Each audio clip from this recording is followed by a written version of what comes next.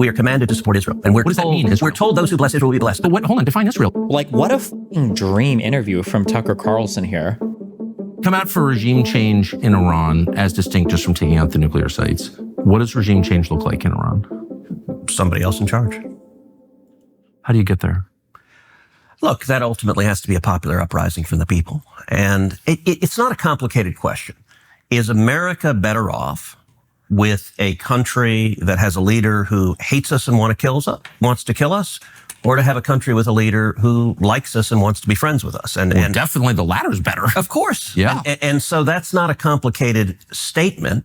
Look, I believe you look across the world at when you have countries that have dictators that are viciously anti-America. Venezuela, Maduro hates us. Would we be better off with Maduro out of power? Absolutely. I want our enemies out of power, and I want our friends in power.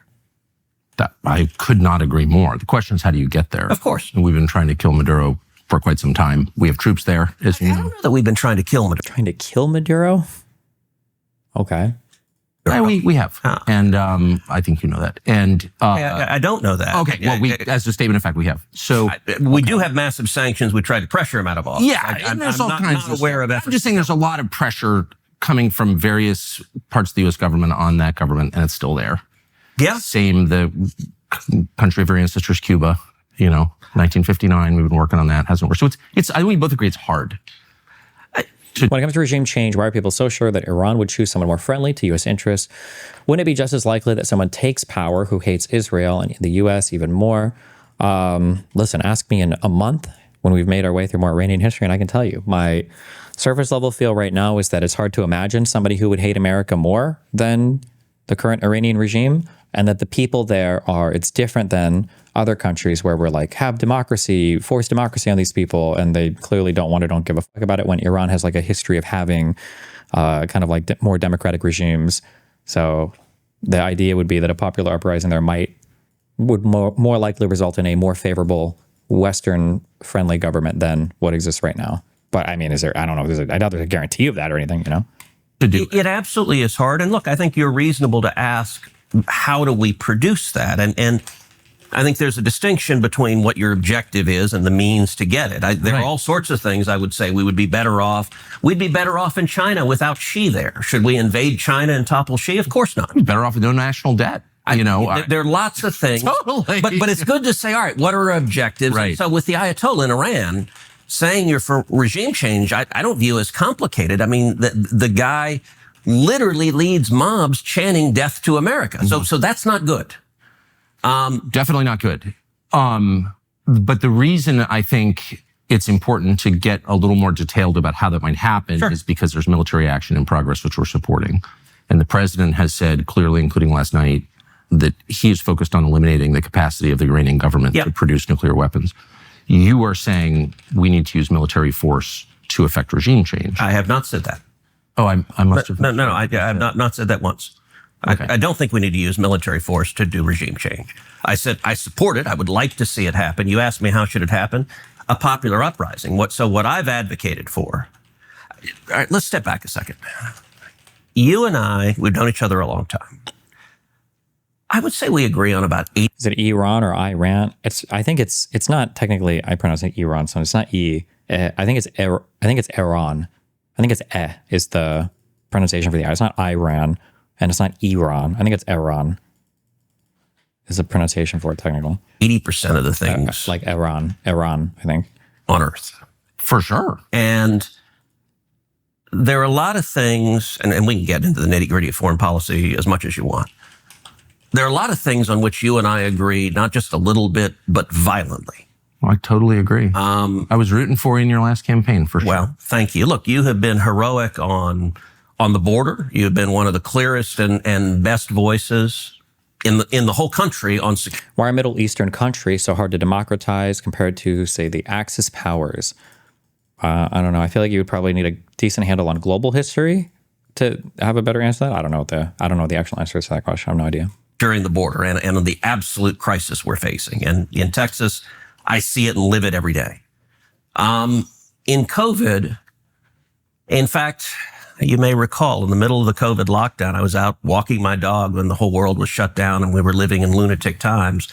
And I called you and said, Tucker, your nightly monologues are the single best thing on television. Like I watch them like an injection of crack. Okay, I'm mixing my metaphor because you don't inject crack, but you get what I'm saying. Try. No, I mean, you were standing up and speaking like, what the hell are we doing, in a way that we desperately, desperately needed. And so whether it's securing the border, whether it's the insanity of COVID lockdowns and the vaccine mandates, whether it is the Second Amendment or the First Amendment, you and I agree on a ton of stuff.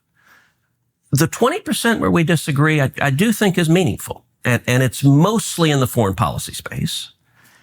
And what I would say, if you'll allow me to get a little theoretical, and then I'm happy to get specific. Yes.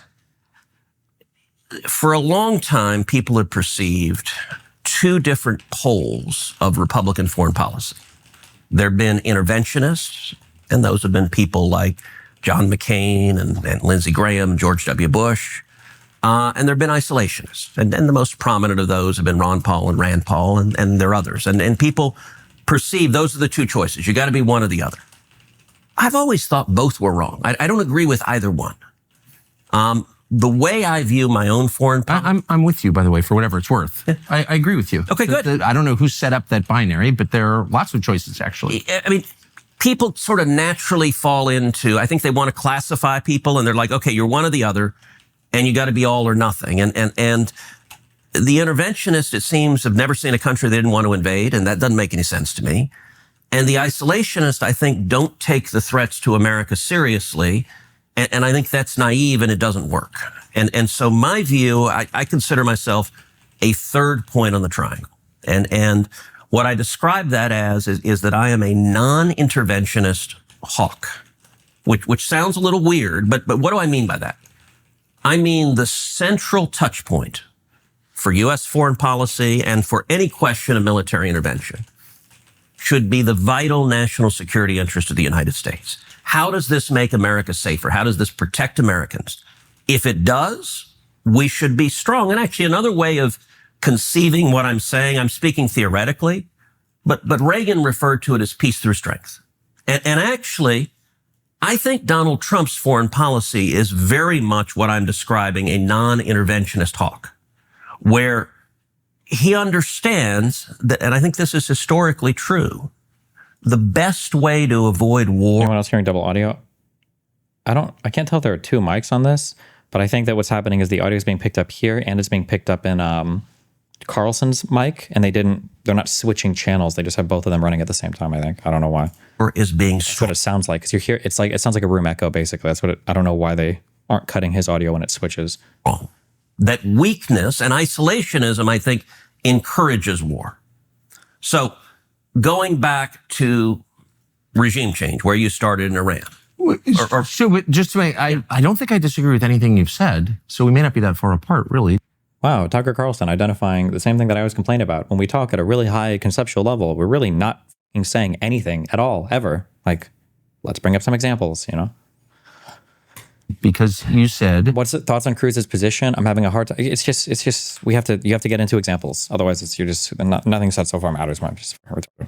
I don't think I disagree with anything you've said, so we may not be that far apart, really, because you said that the single criterion for making decisions about America's foreign policy is America's national interest. Yes. That's it. Yeah. Which is also America first. That's another way of putting that as well. I think it's the definition of it. Yeah. The question is, are we watching that now? So I think we are. And from what you've said publicly, I think on Iran in particular, you and I disagree. And all right, let me contrast it when Obama was president. When Obama was president, you remember he talked about wanting to have military action against Syria. Mm-hmm. And at the time, I tried to keep an open mind to it. I said, okay, let me listen to the commander-in-chief, describe to me how this is in America's interest and what your plan is. And Bashar Assad was a bad guy. He was killing his own citizens, and he had chemical weapons that were very dangerous. I could conceive of a commander-in-chief laying out a plan for, okay, we're going to go in and say, grab the chemical weapons and leave. Like, I could see that if there was a real threat to America and there was a plan to prevent that, I could see supporting that. So I wanted to hear what he had to say. And I listened both in classified briefings and public questioning. And number one, their public defense of it was incoherent. So John Kerry said, we're going to engage in an unbelievably small strike. I think that's a quote. I'm like, okay, and to do what? At the time, there were 9 major rebel Islamic groups in Syria. I'm like, okay, I agree, Bashar Assad's a bad guy. You topple him. And one of the 9 other groups takes over. 7 of them were affiliated with radical Islamic terrorism. You had Al-Qaeda and Al-Nusra. I'm like, wait, how is it better to have lunatics who hate us in charge? Assad's a bad guy, but I don't want worse guys in charge. Obama administration couldn't give an answer to that. It's actually kind of crazy. I don't know who did the audio editing. I wonder if they're just using AI now. I know that like a lot of podcasters, even a year ago, I remember Chris Williams was talking about this, that a lot of people are just using AI to like edit and clean up audio. But I feel like even if you were to use an AI to do this, it would automatically take care of this. But I'm almost positive they're just running both mic channels. And that's why you're hearing this weird echo in the background. Guy, but I don't want worse guys in charge. Obama administration couldn't give an answer to that. And ultimately, when you press them, John Kerry in particular, I pressed, and he would say, well, we need to defend international norms. Like, what the hell's an international norm? I don't know what it is, but I'm not interested in putting U.S. servicemen and women in harm's way to defend one. Amen. So I opposed the Syria tech and opposed it vocally. And it was interesting. Rand and I agreed. Rand's a friend of mine, but we agreed with that position for different reasons. What I was asking is I think the question we should ask, how does this make America safer? The Obama administration couldn't give me an answer, so I opposed it. I think Iran is very different. Let me ask what you think of how Syria wound up, because Bashar al-Assad now lives in Moscow. Yeah. He was taken out by our allies, and he's been replaced by a radical Islamist who was affiliated with ISIS. So is that our allies? How Syria wound up, because Bashar al-Assad now lives in Moscow. Yeah. He was taken out by our allies, and he's been replaced by a radical Islamist who was affiliated with ISIS. So is that a win or no? Unclear. Look, Syria's a mess, so I've consistently opposed. But we had a secular leader in a religious and ethnically diverse country. Now we have a religious extremist, Islamic religious extremist, who's overseeing the purge of Christian country now. So I've consistently opposed. But we had a secular leader in a religious and ethnically diverse country now. These are straight Russian or Qatari talking points.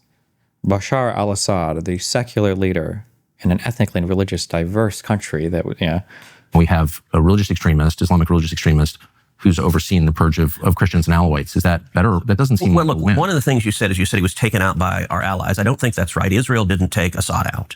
What happened, and I'll tell you. What about Turkey? Turkey didn't take him out. So it was interesting. I had a long... How did Assad get kicked out? Yeah.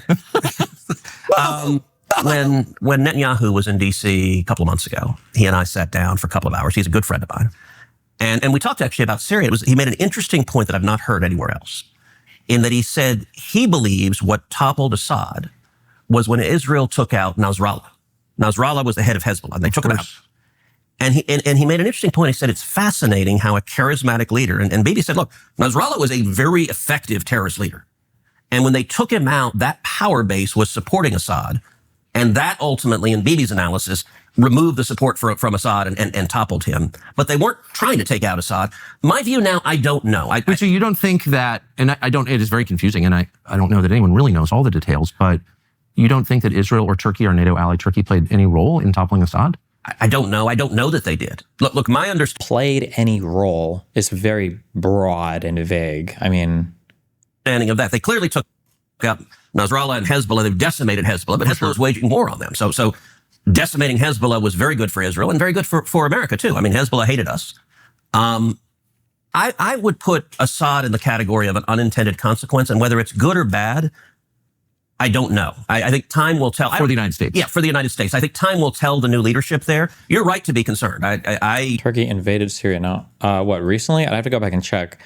Generally, a decade ago, whenever Turkey was fucking around in Syria, I don't think Turkey was ever fucking with Syria. I think Turkey was just fucking with Kurdish people. I don't know if Turkey... I don't know how many direct operations or how much Turkey was in direct conflict with the actual Assad regime versus just moving in to fuck with Turkish people. I just don't know. I'm not sure. Let me step back and let's talk regime change generally.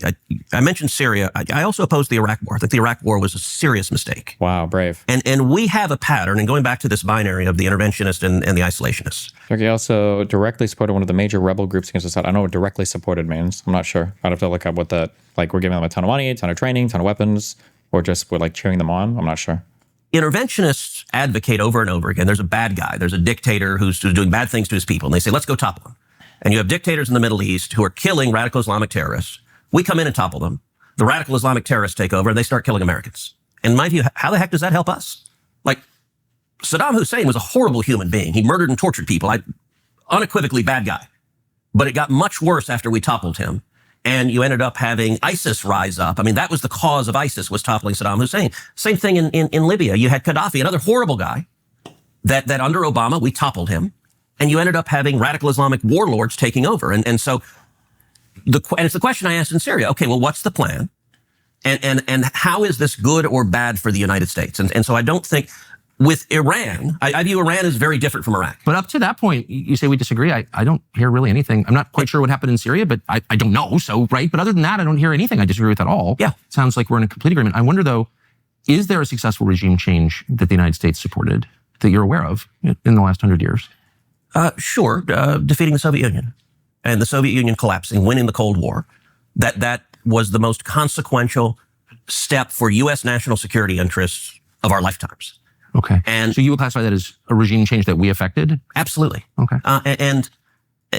Look, you and I are in my office. We're sitting next to a painting of Reagan in front of the Brandenburg Gate. And up top are the words, "Tear down this wall," in German, in the style of the graffiti. Right. And I think those are the most important words any leader has said in modern times. And if you look at how Reagan waged the Cold War, and Reagan is very much my model for how to, I actually think how Reagan took on the Soviet Union is exactly how we should take on China.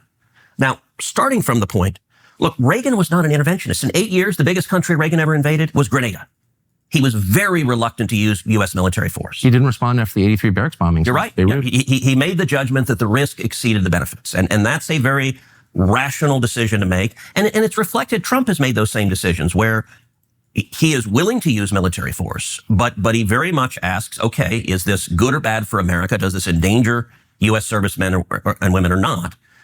And one of the points about the Cold War, look, nobody in their right mind wanted a shooting war between America and the Soviet Union. The two biggest nuclear powers on Earth firing bullets at each other is really unhealthy for human beings. Same thing is true with China. Nobody with any sense says, hey, let's go to war with China. That's really dumb, and a whole lot of people could die. But the Cold War showed we've got lots of tools short of sending the Marines to fight against a regime. And one of the most important tools is the bully pulpit. And so when I say I support regime change, I actually think just simply laying out what the Ayatollah does. And so I spend a lot of time, I speak to Iranian dissident groups. I speak out against human rights abuses. I think shining a light on the depravity of leaders is a really powerful tool that America has. Should we limit our activity to that? It depends. Again, because the U.S. government pays opposition groups, militarized opposition groups in Iran to overthrow the government. We've done that in a lot of different places, as you know. I'm not saying it's bad, but that's very different from what you're describing. You're saying we're making a moral case, as we did for 7 years with the Soviets. Our system works, yours doesn't. Yep. And I think we made a credible case for that. And we beat them over 70 years economically. And that was a huge part of it. Right. I think everyone would agree that was the main part of it. We didn't beat them in Vietnam, North Korea. The main part of it, but it was tied to a military buildup. So I think it was two things. It was one, the clarity. So Reagan came in and he described the Soviet Union as an evil empire. Right. And all of the intelligentsia in DC, all the Democrats, all the media, they're like, what a horrible thing to say. You can't say that. Reagan went to the United Kingdom and he said, Marxism, Leninism will end up on the ash heap of history. People were horrified. They asked him. And how you always say to judge decisions prospectively. So with that in mind, do you think the Iraq war was bad prospectively? If so, why? I just think it was bad because there wasn't enough evidence of an actual weapons program that Bush and Cheney were claiming there was. I think that was built on a lie, an intentional one. Lies, I think, are intentional. And then, I don't think there was a very strong connection between Saddam Hussein and Al-Qaeda. I think that was kind of goofy. So prospectively, even, I don't think it was a great thing. And he said, Marxism, Leninism will end up on the ash heap of history. People were horrified. They asked him, all right, what's your strategy in the Cold War? He said, very simple, we win, they lose. And that was all viewed as sort of a Philistine simplicity. And I think it was exactly right. And laying that out, speaking, do you know the backstory behind the Berlin Wall speech? Yeah, I do, yes. You probably know Peter Robinson, who was a speechwriter. Yes. So 3 times the State Department deleted those words from that speech. I went to Erbil, which is the Kurdish capital. They think the U.S. invasion of Iraq was a good thing. I think Kurdistan, is a bit stronger now than it was under Saddam Hussein. But also, Saddam Hussein, I'm pretty sure, used chemical weapons against the Kurdish people as well. No, so that wouldn't surprise me at all if that's their opinion. And 3 times Reagan wrote it back, and the State Department argued. They said, "Mr. President, you can't say this. This is too bellicose. This is too provocative." And my favorite, they said, "This is too unrealistic. The Berlin Wall will stand till the end of time." And Reagan said, look, this is the whole point of the speech. And less than 3 years after Reagan gave that speech, the Berlin Wall was torn to the ground. And it wasn't knocked down by American army tanks. We didn't shoot missiles at it. It was shining truth and light that tore it down. It was also rebuilding the American military. It was what was then pejoratively called Star Wars, where the Soviet Union, their economy couldn't match our military buildup, and it bankrupted them. That's an example of peace through strength. I wonder, I mean, is there anybody who was alive? But it was not a lie. It is well understood that America was fed false intelligence by numerous sources. America did not lie. They genuinely believed that the intelligence they were given was correct. I disagree, and I don't think that's true. I would have to look more into this curveball thing, but my understanding is that the majority of our intelligence at the time believed that Saddam Hussein was not preparing chemical weapons and didn't have the capacity to do so. The only reason we thought that is because Bush and Cheney were explicitly and specifically taking unvetted information and then just relying on like raw reports from some people to try to make this claim, because the intelligence agencies, the CIA, was not giving them the answer that they wanted insofar as whether or not Iraq actually possessed chemical weapons and was able to assemble them and all that bullshit. I'm pretty sure that was known at the time in the U.S. Alive in 1989 who wouldn't trade that America. In U.S. leadership. It's an example of peace through strength. I wonder, I mean, is there anybody who was alive in 1989 who wouldn't trade that America for the one we live in now? There's not one person, I don't think. Oh, sure. But I mean, just the basic. I mean, why would America want to go to the Middle East? Who needs oil anyway, right? Anybody that mentions Middle East wars are for oil or whatever is retarded. It's the same thing as the billionaire criticism. You can safely ignore anything they have to say about anything related to politics. It's like the most childlike thing. How much oil did we take from Iraq? Like, it's such a fucking 4-year-old view of the world. Like, it's like, oh my God, if we had a minimum wage of $1,000 an hour and everything was rent controlled and the government sold us everything for $1, the world, that's like the equivalent statement to that.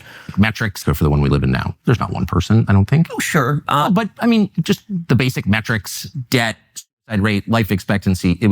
I wonder why after that victory, America didn't thrive in the way that we thought that it would, that I thought that it would. My family was involved in that. I mean, we were very focused on it in my house. Like, yeah. One. And I wonder two things. Why didn't the United States kind of declare victory and make some sort of arrangement with Russia that allowed like mutual prosperity rather than continuing a Cold War? And second, I wonder why the United States didn't get a lot better. Like, why don't we have better infrastructure? Why don't we have fewer homeless? Why do we have all these drugs? Like, if we won, why does our country look like this? I walked across from Union Station this morning, as you do, I'm sure, every day. And all these people lying in the street and sleeping outside. It's like, what is that? Look, there's no doubt there are really dangerous forces in our society. Some of it is politics and some of it is culture. And one of the mistakes people make in politics is thinking everything is politics. So the political answer, which I happen to believe, is we went much further down the road of liberalism. You look at Bill Clinton, who inherited the peace dividend of the Cold War being over and moved us more to the left, and then Obama accelerated it a lot. So there are lots of bad economic policies, but I also think they're cultural things. The loss of faith, I agree with the loss all of family. I know what you're going to say, and I agree 100%. I bet there's not one word that I would disagree with. All I'm saying is, I think it's important to step back and ask. But I actually think Russia has very little to do with it. So, well, that's kind of the point that I'm trying to make, which is, like, we're all sort of focused on beating our adversaries abroad, but what is victory worth if our own country becomes what it is now? And maybe we're spending a little too much time focused abroad and not enough time focused on the people sleeping outside Union Station. So look, I absolutely think we need to focus at home emphatically, and we need to focus on prosperity. We need to focus on reducing the debt, reducing spending, empowering people, low taxes, small businesses. American free enterprise. It's the most powerful force for fighting poverty the world has ever seen. I'm 1,000% there. I also recognize it is a dangerous world. And part of the responsibility of leaders, part of President Trump's responsibility, is to keep America safe. Let's go back to where we started. But can I ask you, you've been in the district a long time in D.C., so have I. And the city's way more dangerous, and Congress runs this. No, it's a complete craphole. So I'm saying, like, no Iranian's ever going to kill me. I could get carjacked here. And I just don't understand how the Congress could run the city and focus on the dangers of Iran when the city is like garbage. Okay. It's garbage. But Congress doesn't run the city. We could. Congress does run the city. It's in the Constitution. Congress doesn't run the city. The D.C. City Council runs the city, but okay. Constitution, but they've given home rule, so it's a Democrat mayor. You control the Congress. I'd vote for it, but it is a question of math. Okay, but I'm just saying, like, how can people ignore? It's like, if my own kids are drug addicts, but I'm focused on my neighbor's kids, it's like I'm neglecting my own kids. And there's a sense in which the Congress is neglecting the country that elected them in favor of this relentless focus on other people's problems. That's the way it feels as an American. Look, there are lots of problems in America that we need to fix. Why is D.C. a pit? Because you have a mayor and a Democrat city council that won't let police officers arrest bad guys. And in every city you see across the country, whether it's New York, whether it's Chicago, whether it's LA, whether it's San Francisco, if you have Democrats, we see the LA riots where they won't let people be arrested. All right. Then why not work in regime change here? Why not use the bully I do. pulpit? What do you think I do every day? And you You'd see a Republican senator stand up and say, I just walked to work this morning over people dying of drug ODs. We're going to shut this place down unless they fix it. They're mad about Putin. Like, what did Putin do to Washington? Nothing. Look, in terms of regime change, let's talk this week. The riots in LA. So crazy seeing a MAGA suck off who used to be a hardcore neocon, like not even like a hardcore would Ted Cruz have been characterized as Tea Partier? I feel like he kind of was. No, am I wrong on that? Like from that to MAGA, and then he's arguing against a guy who used to be archetype hardcore neocon into, I think Carlson also became kind of a Tea Party supporter, but definitely traditional neocon into like full on Russia simp. It's like both of these people arguing about what's best for America. It's just like unhinged. This was just wild, dude. So a long-standing feature, maybe the longest-standing feature of Cold War propaganda in the West was the Soviet grocery store. No products, no choices, shoddily made things. And it wasn't actually propaganda, it was real. And you can look up the pictures on the internet if you want. So we thought it would be interesting to take a look at a contemporary, modern-day, 2024 Russian grocery store 2 years into sanctions. Here we go. All right, here we go. So I guess you put in 10 rubles here, and you get it back when you put the cart back. So it's free, but there's an incentive to return it and not just bring it to your homeless encampment. Okay, this is the grocery cart escalator. This is designed, I'm figuring this out now, where the wheels don't move, they lock on the grocery cart escalator. Look, Ma, no hands. It's always funny when Americans go to other countries and they see things done a little bit differently. They're like, oh my God! Retail placement here is a little bit different. So it's like walking through Macy's to get to Whole Foods. Okay, we've gotten to the perfume section to get to the grocery store. So we're going to try and buy what a family of four would buy every week, and we're going to see what the selection is, and we're going to see what it costs. Now, Russia is famous for its bread, which is one thing I can assess pretty well. The low-carb lifestyle is not swept Russia. Thank heaven, because look at that. It's fresh, too. Look at that. Wow. Oh, come on. Unicorn and mini mills. Don't some of our malls have this? Yeah, different malls in the U.S. have this as well, yeah, but... All right. Some kind of Russian wheat cookies. Ooh, we need coffee. I don't know if this is sugar or flour, to be honest with you, but it looks like a staple, so we should get it. It's a very good looking package. It's got to be flour, right? And this is Russian wine. It's from Crimea, which not only has the warm water naval base, but also is the source of most of the grapes in this part of Russia for wine. So the warm water naval base. Thank you. Yes, comrade. Pretty good. Cheese puffs. You check out of a grocery store and you've got gum, razor blades, and candy. Actually, they hide the What? Gum, razor blades, and candy all right there? razor blades because we steal them. But these are all seem to be Western products. Mars, Twix, Snickers, Milky Way, Bounty, Gillette, Paul's Cough Drops, Mentos. It's pretty non-sanctioned to me, but what do I know? I went from amused to legitimately angry. So we were guessing what this would cost. Everybody here from the United States buys groceries, and we didn't pay any attention to the cost as we were just putting in the cart what we would actually eat over a week. And we all came in around $400, about $400. It was $104 US here. And that's when you start to realize that ideology maybe doesn't matter as much as you thought, corruption. If you... What, because your USD is so much stronger than the ruble? Was that supposed to be an argument in favor? Wait, what the f***? Or did I misunderstand it? Take people's standard of living and you tank it through filth and crime and inflation, and they literally can't buy the groceries they want. At that point, maybe it matters less what you say, or whether you're a good person or a bad person. You're wrecking people's lives in their country, and that's what our leaders have done to us. And coming to a Russian grocery store, the heart of evil, and seeing what things cost and how people live, it will People in chat are saying this is also a French grocery store, like a French brand, although I don't know much of it. radicalize you against our leaders. That's how I feel anyway. Radicalized. We're not making any of this up, by the way, at all. Wow. Anyway, that's funny. I've made very clear that the cause of those riots are Gavin Newsom and Karen Bass. And when you elect communists who hate America, who stop law enforcement from arresting criminals, you get what you get on the street. Amen, I agree. My in-laws are Californians, and they're wonderful people. Heidi grew up in the Central Coast, California. And I remember I was texting with my mother-in-law, and I think I sent her a video of criminals going to a store and just looting in California. And her response, she said something like, well, this is really terrible. I wish we could, it's a shame we can't do anything about this. So yes, you can. Go in and arrest them. Throw their butts in jail. Put them in handcuffs. 100%. And it stops. That is the Auchan. That's an Auchan or Auchan. I don't know. That shit is in every EU country. Exactly. And so we know how to fix these things. And DC is, I think DC voted, if I remember right, 92% Democrat. Democrat policies don't work, and they destroy every community that they are in charge of. Then why don't Republicans assert their constitutional authority over the city? Don't they control the Congress? Yes, I'd be all for it. Who's against it? Susan Collins is really vocally against it. So on questions of home rule, so for example, let's take an issue you and I care a lot about. So I believe that, you know how most states have like a state legislature. So DC is special because it is not a state. And so their state legislature is the Congress. So DC has a city council that is kind of more powerful than an ordinary city council. It kind of is like its own state government because DC's state government is the Congress. And the way that I believe it's basically worked is the city council runs the city and they send shit to Congress to get approved.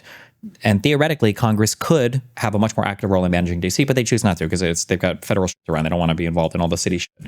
So they just kind of rubber stamp whatever comes out of the DC city council stuff. The idea that Congress should take over running DC would just be a show nightmare of horrible. I don't know. I don't even know if the people in DC would want that. There are definitely issues in DC or with DC, but DC is a very beautiful, nice place as well. Like there's a lot of cool. Again, it's kind of like when people are like, oh, Chicago is a war zone, Detroit is a war zone. It's like, no, not the whole city. No, that's not true. There are definitely parts that are fucked up or bad, or crime can be high, especially because of certain parts. But the whole city is not a rundown show. Collins is really vocally against it. So on questions of home rule, so for example, let's take an issue you and I care a lot about, the COVID lockdowns. I had a couple of years ago in the middle of them. DC was proposing, the DC school district was proposing throwing out of school any child that was not vaccinated. And at the time, if I remember correctly, it was something like 40% of the African-American students in DC were not vaccinated. So we're talking about literally throwing out 40% of the kids at public school. And so I had a vote on the Senate floor to say, look, they can't throw kids out of school for this. And we ended up having a big argument. And part of the argument was home rule. Where there was, and Susan was the most vocal Republican that's like, no, we have to let DC run. And I'm like, why? Constitution gives us the power to do it. And it ended up, by the way, every single Democrat, all of them, voted in favor of the DC public schools being able to throw out 40% of the black kids from school. And I said, look, you throw a kid out of school, you got a 14, 15-year-old boy, you throw him out of school, you know what's going to happen next. He's going to join a gang, he's going to engage in crimes, he's going to engage in drugs. He could be dead within 5 years if that kid doesn't get an education. And the Democrats were more than happy to say, we don't care. Right now, our religion is get the vaccine or to hell with you. But can you see, I mean, once again, I couldn't agree with you more, but can you feel the frustration of people, including your voters, every American, at the emphasis on foreign countries and the threat we supposedly face, a lot of which is fake, obviously, over the kind of slowly unfolding tragedy of what's happening to our country? Don't ever accept, for when you guys all become professional debaters, don't ever accept this weird framing, this weird propaganda framing that Russian paid or Qatari paid individuals like Tucker Carlson try to sell you, that it has to be one or the other. It's a country. We do a lot of things. It doesn't have to be one or the other. We're always juggling multiple things at any point in time. It's a huge government. A lot of people work for it. A lot of different responsibilities. Like this is such a stupid point. This weird binary. Dollars spent, the aid packages to Ukraine to pay the retirement of civil servants in a country. Like what? Country that we have nothing to do with. The endless support for Israel, very expensive. When people are literally buying groceries on credit in the United States, can you feel like it's nothing against Ukraine or Israel or any other country? All right, let's stop. You said the support for Israel very expensive. How much support do we give to Israel? Will you tell me? Oh no, this guy is Ted Cruz an idiot? I don't know. I can never tell anymore how much these people actually know versus how much they're just like being evil, because it's just hard to say. Like Tucker Carlson, my guess is going to be he's going to know everything when it comes to stuff like this. How much money do we give Israel? How much money do we spend on Iran? How much money do we spend? Like he's going to know all this because this is like his shtick, is like the foreign policy propaganda. If Cruz doesn't know any of this, he's going to get annihilated if he thinks he can get him on a you don't know a technicality thing. But all right, let's stop. You said the support for Israel very expensive. How much support do we give to Israel? Will you tell me? You vote for it. Yeah, it's about $3 billion a year is the military assistance. Oh, okay. Well, at least he knows that number. Okay, that's good. Is that the only assistance? Yeah, we just have military assistance. Israel does not have additional assistance. There's an MOU, a memorandum of understanding, and it's $3 billion a year. I thought we provided explicitly a larger package recently, or was it, or not? Maybe it wasn't recently. Maybe it was over October 7th. Am I wrong? I might be wrong on that. So, what is it costing to support the bombing campaign to protect Israel right now from Iran? So I don't know right now, but I'll tell you this. Let's go back to the touchstone on foreign policy, American interest.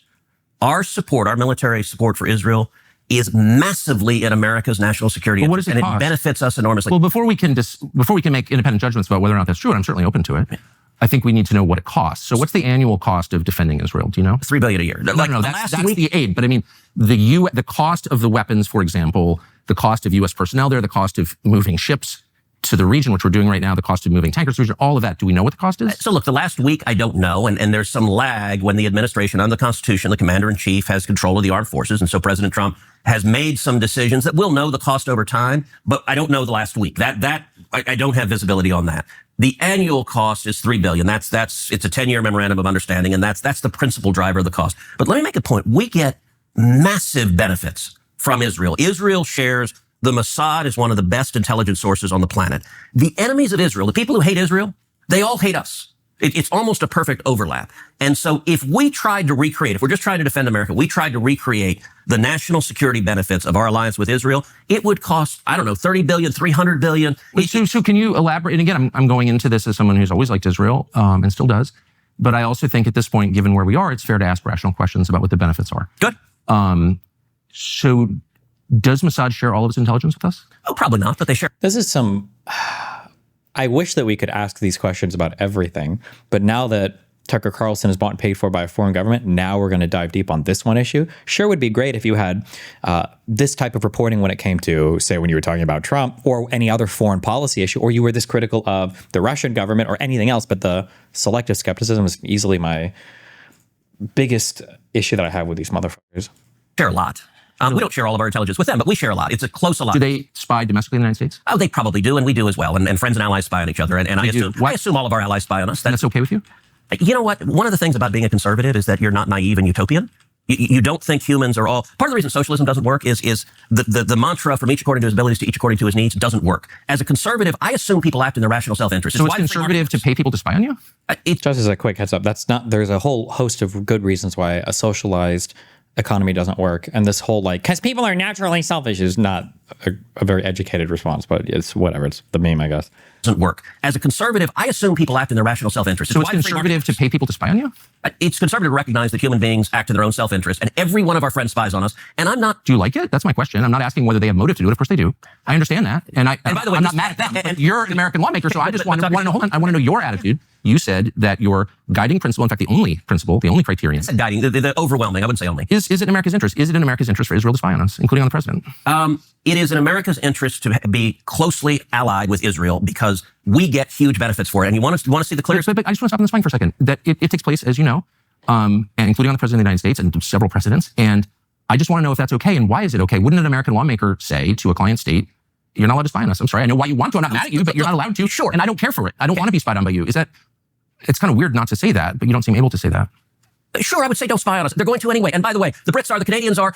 I don't think... Well, I'm not for that at all. I think it's disgusting. But we don't actually pay their... we're not their most meaningful sponsor. We're not sort of paying for the operations of the British government. I have to say, and this is... It's weird. We're talking about isolationists, the obsession with Israel. Why is Israel... Well, I don't think I'm obsessed with Israel. Okay, but I think a lot of people are. And the question, Israel spies on us. Well, so does every other country. Why are you mad at Israel? I guess... No. I'm hardly the one who... I've never taken money from the Israel lobby. Have you? Taken money from the Israel... From AIPAC. So AIPAC raises a lot of money for me, but it's actually a misnomer because the people who raise money are individuals. Right. So it's not the PAC itself, but they're individual members who believe in the American-Israeli friendship. Is AIPAC a foreign lobby? No, it's an American lobby. It's the AIPAC stands for the America-Israeli Political Action. What does it lobby for? So, to be honest, not a whole lot effectively. Listen, I came into Congress 13 years ago with the stated intention of being the leading defender of Israel in the United States. Tucker Carlson's got all the neo-Nazi talking points down, although it's through the frame of the Russian obsession or anti-American shit. Does Ted Cruz not... He's wading into dangerous waters here. Great. I've worked every day to do that. How long until we bring up the USS Liberty? AIPAC, a lot of times. AIPAC, I wish were much more effective. They're focused on online who are the fever swamp of terrified of AIPAC. And AIPAC... I'm not terrified of AIPAC at all. You're the one who seems... Aren't they effective? Don't 96% of the people they support get elected? Well, uncomfortable what I'm asking. No, not uncomfortable at all. I'm just asking what AIPAC does. My understanding, having known a lot of people I would tell you, is that it lobbies on behalf of the Israeli government. Wrong.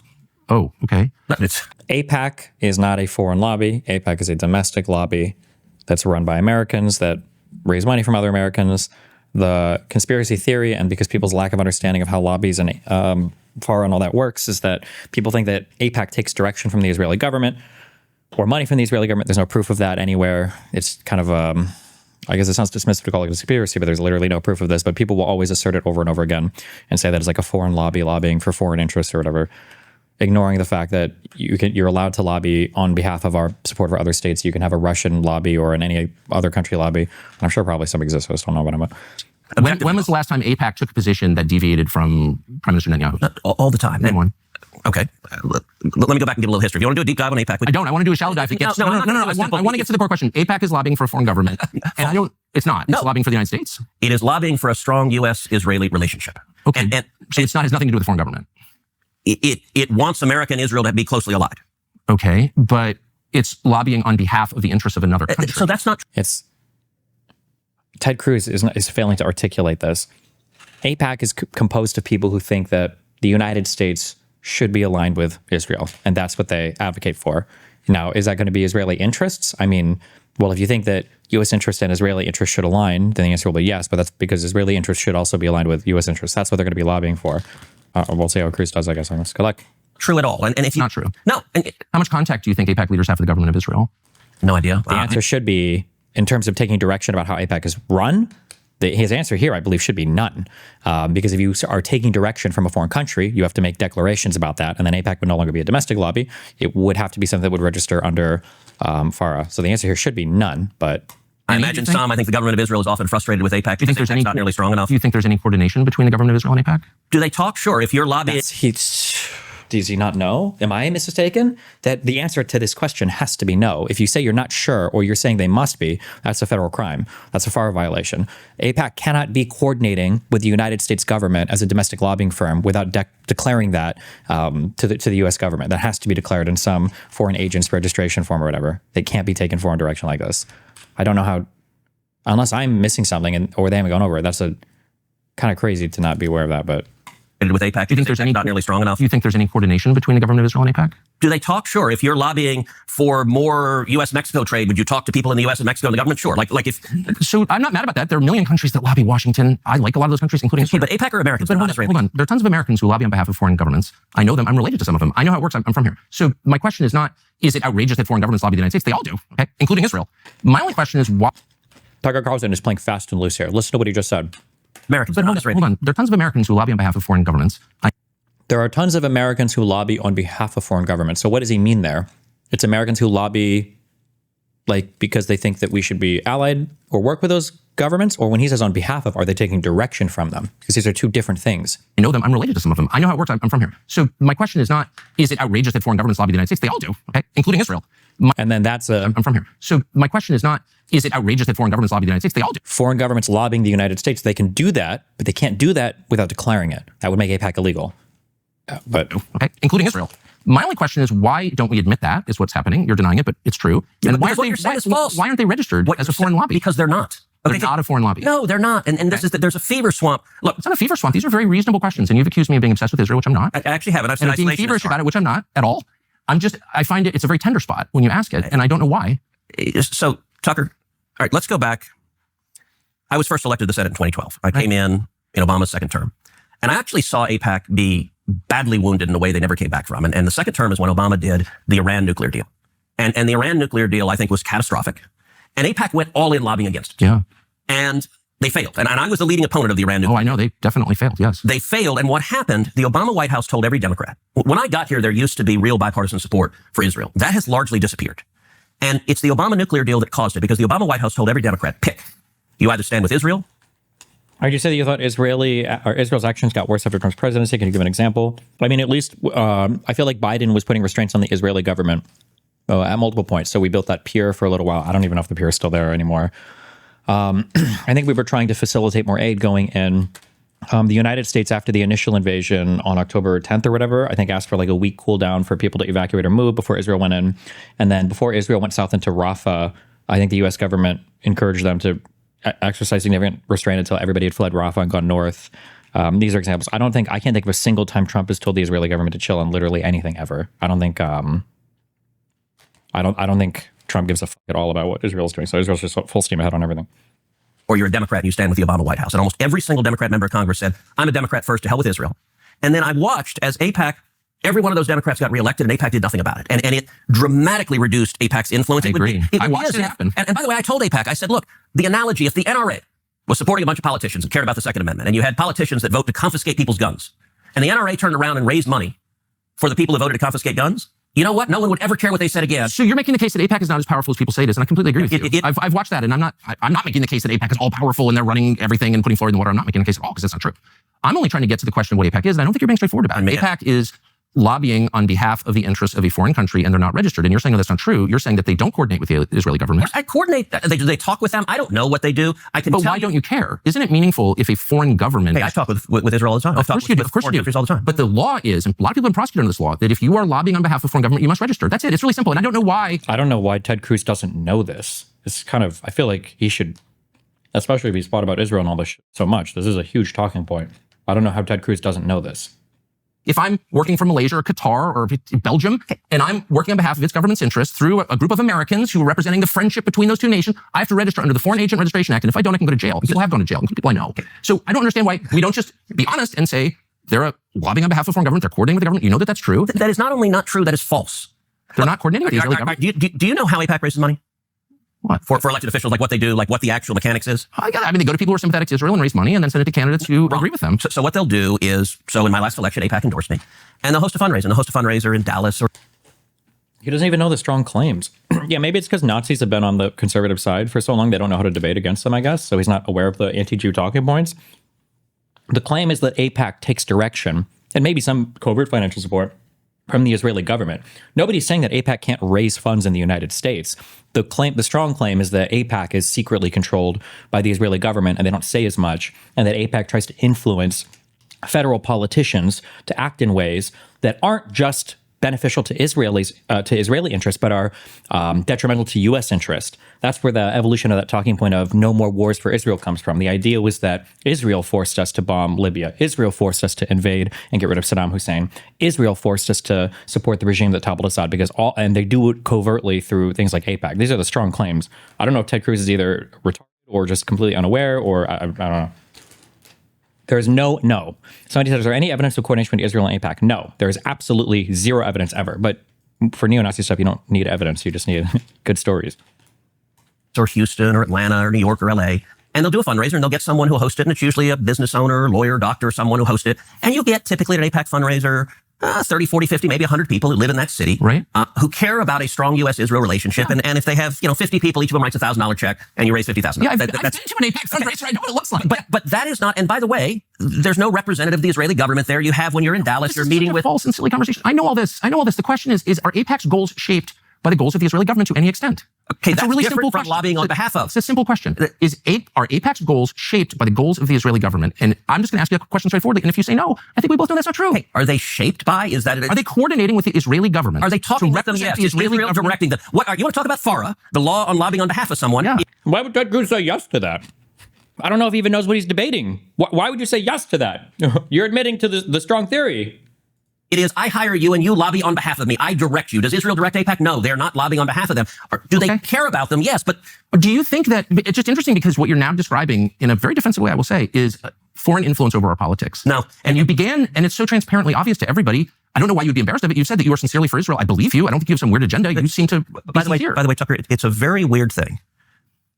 The obsession with Israel. When we're talking about foreign countries, hardly an obsession. You're not talking about Chinese. You're not talking about Japanese. You're not talking about the Brits. You're not talking about the French. The question, what about the Jews? What about the Jews? Like anti-Semite now. He's actually so cucked and so defanged. I'm sorry. Listen to what this fucking retard just said and think about it. Listen to what he just said. Chinese. You're not talking about Japanese. With Israel. When we're talking about foreign countries, hardly an obsession. You're not talking about Chinese. You're not talking about Japanese. You're not talking about the Brits. You're not talking about the French. The question, what about the... That's an Anissa answer. The Holocaust was really bad. They killed so many Soviets, gypsies, gay people, Germans, other Germans. It's so funny that his best example of foreign propaganda, he can't bring it up because it's Russia and Russiagate, Russiagate, Russiagate. Conservatives, remember how I said this before, conservatives are like our conspiratorial party, and the people best equipped because of their mind for conspiracy to talk about the Russia stuff would be conservatives, but they can't do it because Trump largely coordinated, at least during his first election with him, and a lot of the people in his campaign were in illegal and stupid ways, like Roger Stone, like Michael Flynn, like Manafort. And so now they can't talk about anything related to Russia because it instantly poisons the mind. So it's so funny that, what about all these countries that are trying to foreign influence us? Like... By the way, Tucker, with Israel, when we're talking about foreign countries... hardly an obsession. You're not talking about Chinese. You're not talking about Japanese. You're not talking about the Brits. You're not talking about the French. The question... You can't bring it up. The whole tenant media stuff. There's so much that you could... All of the Mueller investigation stuff, all the indictments and the investigatory stuff that turned out for that. You can't bring any of it up because it's all Russiagate. It's so fucking stupid. But... Destiny, it seems extremely naive to think Israel doesn't influence or coordinate with AIPAC. Bibi meets with the board of AIPAC repeatedly. You can find this on YouTube. It seems naive because you're historically retarded or because you just get all your media from pro-Pali or anti-American sucks. The reality is that for anybody that's like honestly looking at the state of the Middle East and looking at the United States, it's pretty easy to see that like Israel would be a natural ally for the United States in a lot of different ways. In the Cold War, they were our stalwart opponent to Soviet influence that was trying to spread a ton in the Middle East. And then post-Soviet war, we share the same set of enemies. They ensure to some level, some degree of safety and security for our friends, especially the Saudis, obviously in the form of intelligence gathering or indirect strikes. Like it's pretty easy to see why Israel and the United States would have some sort of big overlap in terms of interest. But if you want to pretend that it's like Israel has to be giving some secret, top secret underground coordination with AIPAC, I mean, if you want to, you can. But the reality is there's absolutely no evidence of that ever happening ever. So I don't know what you want. What about the Jews? What about the Jews? Like, I'm anti-Semite now. Senator, you're asking the questions, Tucker. You're asking, why are the Jews controlling our foreign policy? Senator, that's what you just asked. Hardly saying that. And I have... That is exactly what you just said. Well, actually, I can speak for myself and tell you what I am saying. Good. On behalf not simply of myself, but of my many Jewish friends who would have the same questions, which is to what extent, and it's interesting you're trying to derail my questions by calling me an anti-Semite, which you are. I did not. Of course you are. And rather than be honorable enough to say it right to my face... He is. Ted brought up the anti-Semite card, which was weak, but it's because he can't argue the point. He doesn't... I can't tell. He was just trying not to stumble on the Trump stuff. He can't even bring up the Qatari shit because of the plane. Or if he's just as stupid. I don't know. Derail my questions by calling me an anti-Semite, which you are. Vibes analysis by Destiny. To be clear, my analysis is the factual one. Yours is the vibes one. Well, it's called AIPAC. Israel must be foreign controlled. That's your vibes. You have some evidence. Feel free to bring it up, but you don't. I did not. Of course you are. And rather than be honorable enough to say it right to my face, you are in a sleazy feline way implying it or just asking questions about the Jews. I'm not asking questions about the Jews.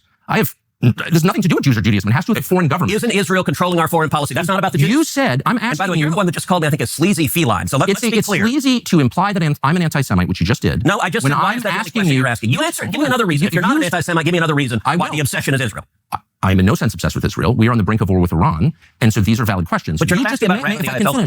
You asked me why I'm obsessed with Israel. Yep. 3 minutes after telling me that when you first ran for Congress, you elucidated one of your main goals, which is to defend Israel. Yes. And I'm the one who's obsessed with Israel. I don't see a lawmaker's job as defending the interests of a foreign government, period. Okay. Any government, including the ones that my ancestors come from. So that's my position. That does not make me an anti-Semite. And shame on you for suggesting otherwise. And I mean that. And that's low, and you know it's low. So why don't you just answer my questions in a straightforward, rational way? You certainly have the IQ to do it. So, shame on you is cute, by the way, Tucker. It is. It's not cute. I'm offended. I'm obsessed with the Jews. You just told me. You just called me a sleazy feline. It is sleazy to imply that I'm an anti-Semite for asking questions about how my government is run. You want to count how many questions you asked about? What about the Jews? What about Israel? What about AIPAC? I never asked about the Jews. This has nothing to do with the Jews, whatever that means. This has to do with a foreign government. And once again, shame on you for conflating the two. They have nothing to do with each other. I'm talking about the influence of Israel and Jews have nothing to do with each other. All Jews, or an attack on all Jews, which I am not, nor would I ever be undertaking now. I'm not attacking anybody. By the way, that's who Iran wants to kill, is all the Jews and all the Americans. And I'm totally opposed to that, okay? But now, because Except you don't want to do anything decisions need to be made. We can talk about those decisions. And I plan to. Good. But I just want to get a sense of whether you think, having described yourself as an America First person whose only criterion for judgment of foreign policy is America's national interest, to what extent you're influenced by a foreign government, which gives you a lot of money through its lobby, and you're claiming this has nothing to do with the foreign government. They're not coordinating. Yes, they're spying on us, but it doesn't bother you. And I'm sort of wondering, like, what is this? This is one of the weirdest conversations I've ever had. I'll tell you what, and I'll answer any question you like, but let's try to... Are you going to call me an anti-Semite again or no? Let's try to ratchet down the temperature a little. You're the one who went to motive. I'm asking honest questions. I'm just asking questions. Yes, that's it. That is what I'm doing. Let's try to ratchet down the temperature a little bit. Okay. And did you ever see an Eddie Murphy movie called The Distinguished Gentleman? No. It's a great movie. It's actually a fun comedy about politics. And Eddie Murphy in the movie is a con man who gets elected to Congress. And he's literally a con man who, the congressman dies, he has the same name, and so he runs and they get elected. And there's a scene in the movie where Eddie Murphy is a freshman member of Congress, and he's sitting down with a sleazy lobbyist. And he's asking the lobbyist, all right, what should my positions be on, I think they were talking about power plants and electrical transmission lines. And the lobbyist's like, well, what do you believe? And Eddie Murphy's comment said, I don't care, whatever gets me the most money. I'll do whatever gets me the most money. And the lobbyist says, no, pick a side. Doesn't matter what you pick. If you pick one side, we'll go shake down everyone who supports that side and they'll give you money. If you pick the other side, that's fine. We'll just go to the other side and shake down that. That's a little bit the way it works. And you often get leftists in the media who say, for example, if you support the Second Amendment, as you do and I do, well, you're just bought and paid for by the NRA. And that actually is backwards. I believe in the Second Amendment because I believe in the Constitution. Now, am I proud that the NRA supports me? Sure, because people who care about the Second Amendment want to support leaders who fight for it. But it gets it backward. Look, AIPAC, when I ran for the Senate, AIPAC didn't support me. I supported Israel before they supported me. I'm happy to have their support because they share my objective. No, but you're missing it. I'm not suggesting that you're bought and paid for. I'm not saying that. I actually want to go back. Views are sincere. I want to go back and take the transcript because you just said a minute ago, I'm slightly paraphrasing, but are you lobbying for foreign government because they pay you a lot of money? That's basically what you said. So you are suggesting that. Let me just be clear about what I think. Your views seem totally sincere. Yes. You take money from people who agree with you. Yeah. I believe that. I take money from people who disagree with me. I'm only trying to get to the question of, to what extent is the U.S. government influenced by other governments? And it's a lot. It's hardly just Israel. It's hardly just Israel. I don't think Israel's the main one. There are lots of governments. China is a massive influence on the city. And it's a huge As you know, I couldn't agree more. And there are lots of other, the UK, which is a truly sinister place, in my opinion. Are we ever going to bring up like the actual huge players in U.S. foreign propaganda? Are we going to talk about Qatar or Russia at all? Or are we really having a conversation about, like, imagine talking about who's the best basketball player of all time? I don't even know enough basketball, but like, you're not allowed to bring up what, LeBron, Dwayne Wade, and Michael Jackson? I don't know who else. Jackson. Oh my God. I didn't just say that. I'm sorry. Hold on. But like, what? We're really not going to bring up the two big boy influencers at all? Is there another lobby like AIPAC for other countries? Why are you asking me Googleable questions? Look it up. Ethnic Brit, I can say. I think it's it. That's my view. Maybe you disagree. I think they're on the wrong path. I love the Brits, but their government without even getting into that. I'm just saying I don't think Israel's the only one. But it's the only one where you're instantly called an anti-Semite for asking questions. And it's also the only government that no one will ever criticize. And I find criticize Israel every minute of every day. And like the only government that people will not criticize, Rashida Tlaib just tweeted out calling Benjamin Netanyahu a war criminal. Rashida Tlaib? No. You said no one will criticize. I'm talking about Republicans that I would vote for, including you. And I'm saying, whatever. I don't even like talking about Israel. What I care about, I never do, because it's not worth being called anti-Semites from AIPAC recipients. But now we are on the verge of joining a war, and I just want to be clear about why we're doing this. All right, so, and let's get into Iran momentarily, but you suggested it was a strange thing that I said a minute ago, that when I came into the Senate, I resolved that I was going to be the leading defender of Israel. And what you didn't ask is why, so let me tell you why. No, you said I was obsessed with Israel, and you had just told me that, like, your driving motive to get to the Senate was to defend Israel. I'm like, I don't think I'm the one who's obsessed with Israel. Okay, so Tucker, words matter. Uh-huh. And you know that. My driving motive is to fight for Texas and America, and to fight for jobs, and to fight for the Constitution. And you played a very, very careful word game of eliding the one who said it, not me. So you still haven't asked why, but I'm going to tell you why. Okay. And the reason is twofold. Number one, as a Christian, growing up in Sunday school, I was taught from the Bible, those who bless Israel will be blessed, and those who curse Israel will be cursed. And from my perspective, I want to be on the blessing side of things. Okay, hold on. Is this some evangelical shit? Because I always hear that like Christians have some weird attachment to Jews, but I feel like for Catholics, I don't know if I ever got that ever. I feel like we didn't learn fuck all. We care about like the church, the popes, the catechism, Bible, stuff like that. Like, do Catholics, or are there other archdioceses that were obsessed with Jews? Because I feel like Catholics never got this shit at all. Maybe it's Protestants have a weird obsession with Armageddon prophecies. Okay. I don't know. Those who bless the government of Israel? Those who bless Israel is what it says. It doesn't say the government of it, says the nation of Israel. So that's in the Bible. As a Christian, I believe that. Where is that? I can find it to you. I don't have the scripture off the tip of my. You pull out the phone and use it. It's in Genesis, but so you're. I can find it to you. The government of it says the nation of Israel. It'll be on the blessing side of things. Of those who bless the government of Israel? Those who bless Israel is what it says. It doesn't say the government of it, says the nation of Israel. So that's in the Bible. As a Christian, I believe that. Where is that? I can find it to you. I don't have the scripture off the tip of my. You pull out the phone and use it. It's in Genesis, but. Okay. So you're quoting a Bible phrase. You don't have context for it. You don't know where in the Bible it is, but that's like your theology. I'm confused. What does that even mean? Tucker. This is good journalism on Tucker's side on its face. Now it's bad because he's only doing this because he's a partisan, anti-American, pro-Russian fucking hack right now, pro-Qatari hack right now. I wish that we could do this type of journalism, though, all the time in America, and not just when it serves our hyper-partisan political interests. I wonder why Ted Cruz agreed to do this interview. Or maybe he thought it would be more friendly and Tucker like ambushed him. I don't know. I'm a Christian. I want to know what you're talking about. Okay. Where does my support for Israel come from? Number one, because biblically we're commanded to support Israel. But number two, hold on. Hold on. He must have. There's no way. Cruz must have thought this interview was going to be way friendlier. Like, because imagine you've got Tucker Carlson grilling a man on nation of Israel instead of the government of Israel. Do you know where in the Bible that came from? Where did that come from in the Bible? He's grilling him on this, right? Meanwhile, Donald Trump, hey, what's your favorite Bible verse? Okay. You mentioned the Bible. You've been talking about how it's your favorite book. And you said, I think last night in Iowa, some people are surprised that you say that. I'm wondering what one or two of your most favorite Bible verses are and why. I wouldn't want to get into it because to me that's very personal. You know, when I talk about the Bible, it's very personal. So I don't want to get into verses. I don't want to get into. There's no verse that means a lot to you that you think about or cite. The Bible means a lot to me, but I don't want to get into specifics.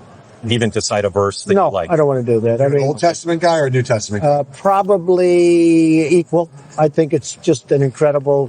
The whole Bible is an incredible. Like if they would have asked him, Do you know the difference between the Old and the New Testament? He wouldn't know the answer, right? Well, I joke very much so. They always hold up The Art of the Deal. I say my second favorite book of all time. But I just think the Bible is just something very special.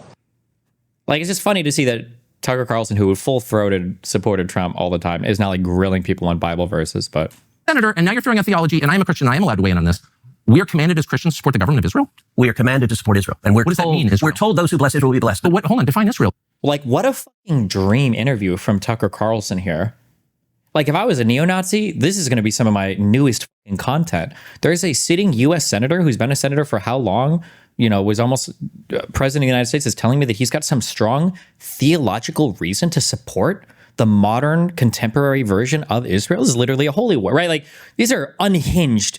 It's also why I fucking hate these crazy fucking Christians for calling out, we'll throw it in both directions. One is calling out atheists. Fuck you. Okay. And then two, you guys in chat included, who will call out like Muslims and radical Islam and blah, blah, blah. These are unhinged statements for somebody to make in Congress. I'm sorry. You're looking to your fucking imaginary man in the sky in your holy book for what countries to support? Are you fucking crazy? Well, this is unhinged.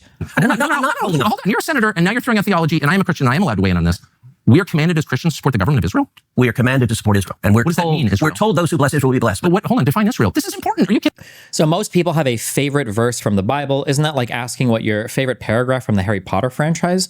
No. And yes, most people that are big Bible goers will have like some verse. If you're like the standard, you can always just say, do the John 3:16 one. So, you know, for God loved his humanity so much that Jesus edged on the cross for 72 hours before coming, or whatever. Like there's always like this Bible verse keeps me, you know, feeling good in times of trouble. Like, just, yeah, people will have this. If you're going to go off about loving the Bible and loving Christianity or whatever, we are commanded to support Israel. And what does that mean, Israel? We're told those who bless Israel will be blessed. But what, hold on, define Israel. Like, it's not that Trump is just a random person, or they asked him like, are you Christian? He's like, yeah. Trump said his favorite book is the Bible.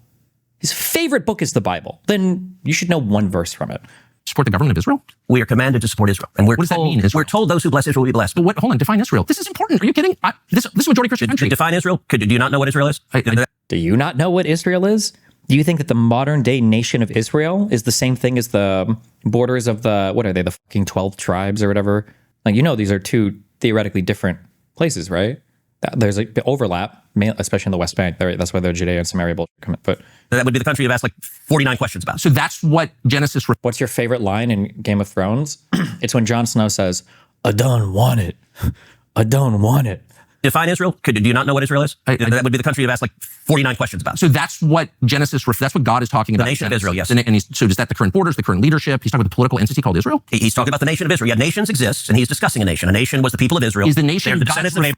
I hate Carlson even more because Tucker he knows all the talking points now. He's going real big in this. And Ted Cruz has no idea because he's a fake Christian. He's not even a real Christian. He's a fucking loser.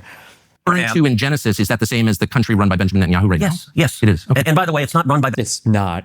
What a stupid statement to make. Benjamin Netanyahu is a dictator. It's a Democratic country that elected... But he's the prime minister, right? But just like, you know, America is the country run by Donald Trump. No, actually, the American people elected Donald Trump. The same principle. This is silly. I'm talking about the political entity of modern Israel. Yes, and that is... You believe that's what God was talking about in Genesis. I do, but that country's existed since when?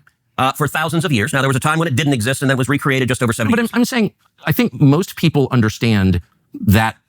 I feel like all of his questions are really loaded, and this is more like a debate than an interview. Well, this is a real debate from Tucker Carlson's side because he's asking questions of substance, and he's asking you, or Ted Cruz in this instance, to have a substantive answer. Like, we're doing one of the very rare things that never happens. We're actually getting into the weeds in terms of arguing all of these topics, or what the topics we've been arguing, right? When you say support Israel, what does that mean? That is an interesting question. That's a deep question theologically and historically. What were the lands of historic Israel? How much does that overlap with, you know, the stuff in the Bible or the nation of Israel in the Bible? What is our obligation to support it? Where does that evidence come from the Bible? What does it look like to support it? These are deep questions that require some combination of biblical scholarship, theological understanding, and modern political and ancient political understanding. But Ted Cruz doesn't know any of this. I guess he's just a dipshit. Carlson at least knows the talking points, and Ted Cruz can't respond to any of it. So, line in Genesis to refer to the Jewish people, God's chosen people. That's not what it says. Okay, Israel, but you don't even know where in the Bible it is. So I don't know. I don't remember the scriptural citation. But Okay, I keep... It's like Genesis 16 or something like that. But yes, it's in the earlier part of the book. But the point is... All right, Tucker, you keep interrupting me before I finish It's my sentence. important to know what you're talking about. I don't know what you're... So you're saying as a Christian, if I believe in Jesus, I have to support the modern state of Israel? No, I'm not saying that. I'm explaining for me what my motivation is. But okay, so I'm just trying to understand. You said God tells you to support the modern state of Israel in the Bible, in some place in the Bible that you heard about, but you don't know where it is. That's your theology? You're going back, am I a sleazy feline again? I mean, if you accuse me of anti-Semitism again, I will say that, but I don't think you will. Try to be a little less condescending. I'm trying to have a conversation. You're throwing this stuff out, and it's my job to figure out what you're talking about, but I don't understand. But you're not letting me. Okay. I'm sorry, I want to be polite. Cruz is like, really, Cruz definitely got ambushed. He thought this was going to be a friendly conversation or something.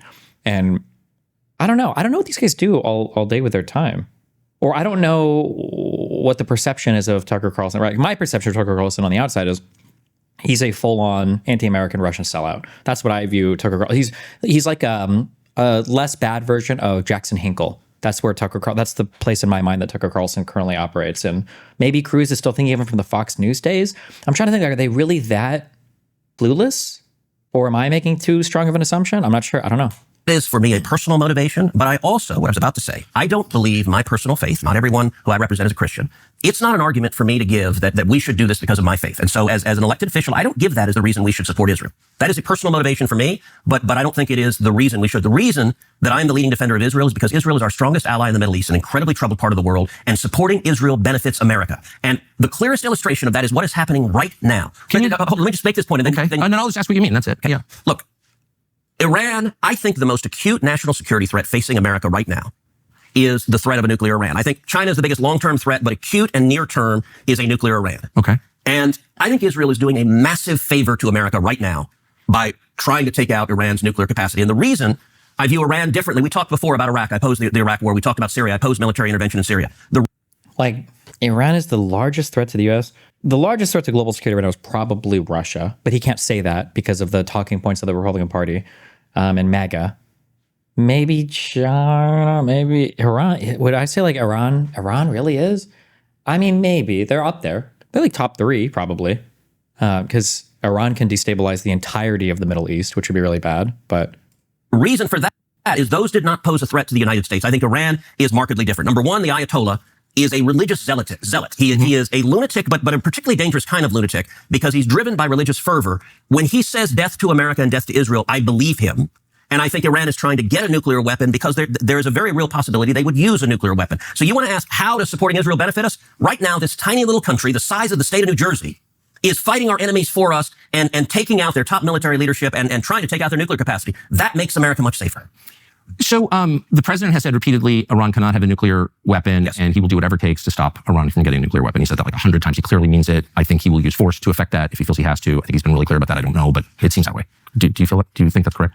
Whether he would use force to stop a nuclear weapon, I think he has put that option on the table. He certainly suggests. I mean, I have literally no idea what's going to happen, but just reading his statements, he's made that really clear. So what he has been very clear about, and I spoke with the president on Sunday, is he has been very clear to Iran that if they attack U.S. servicemen and women, there will be real consequences and I think very serious military. By the way, this is a sidebar, but I just can't resist. The Prime Minister of Israel said that Iran tried to assassinate Donald Trump twice. Yeah, I read your newsletter this morning. But do you believe that's true? Again, I think it was sort of a word game. What is true is Iran is trying to assassinate Donald J. Trump, and they have hired hitmen. Now, you pointed out... No, he said that they had tried twice to kill him, and I don't know that... I don't have any evidence that's true, but I sort of wonder if that is true. Why aren't we at war with them already? Okay. And I read your newsletter this morning, and I thought it was playing word games to draw a political point. How's that a word game? It's my president. And can I tell you? Yeah, please. Okay. You rightly pointed out there's no evidence that this clown in Butler, Pennsylvania, who shot the president was working for the Iranians. I don't think he was. There's no evidence of that. Although I would like to know more about who he was and what's going on. But I don't find it plausible that he was working for the Iranians. So, was that caused by the Iranians? No. But what is true, and what your newsletter didn't acknowledge, is it true or false that Iran is currently trying to murder Donald J. Trump and has paid hitmen to do so? Well, that's the question. Like, what is this argument? What? And I don't know the Butler, Pennsylvania thing. Let's just put that aside. I don't know. So Netanyahu misspoke when he said those two assassinations were because of Iran. But what he was saying that is right is they're actively trying to murder Donald J. Trump. Is there? Okay, so you're aware of a plot to kill Trump? Yes. That Iran is paying for. And by the way, when? It has been over the last, I'd say, 18 months to 2 years. In the United States? In the United States, yes. And let me point out. Has anyone been arrested? For the Trump. Cruz can always say he's heard this like in classified briefings or whatever, so he's got a bit of an advantage here if he just claims that. Attempted assassination, no. But they are also actively paying Iranian hitmen to murder Mike Pompeo when he was President Trump's first Secretary of State, the first term rather.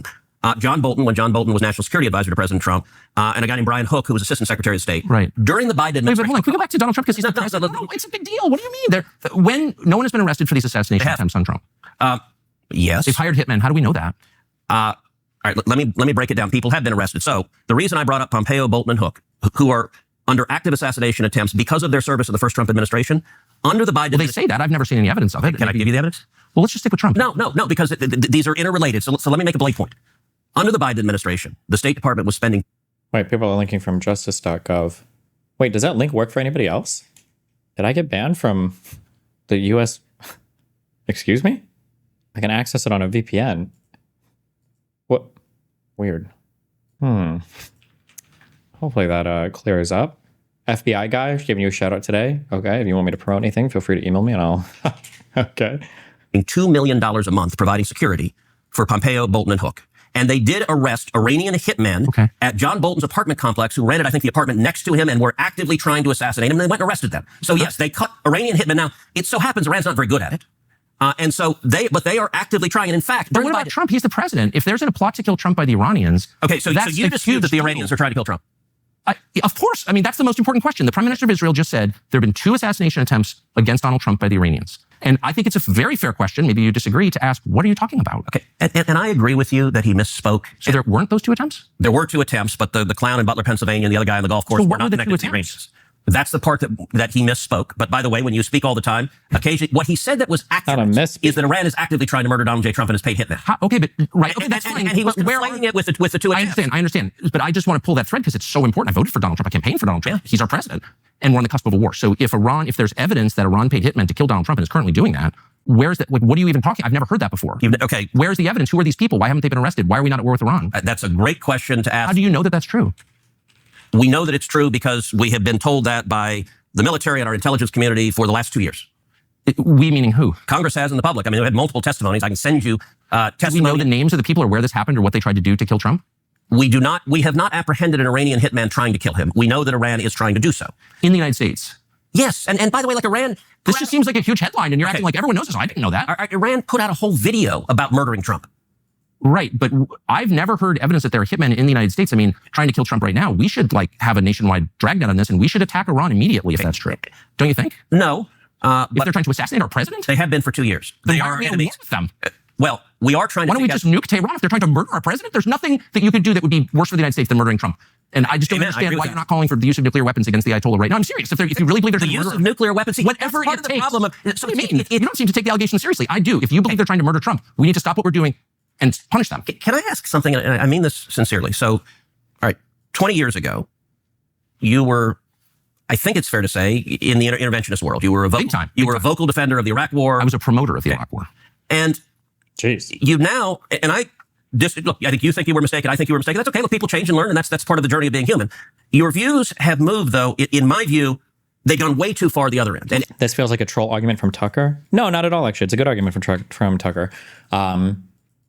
It pushes people on the authenticity of the things they're saying. You really believe something this bad? I use the same, I think, when it comes to the genocide argument. We should probably do a violent, aggressive regime change in Israel or bomb or nuke Israel, right?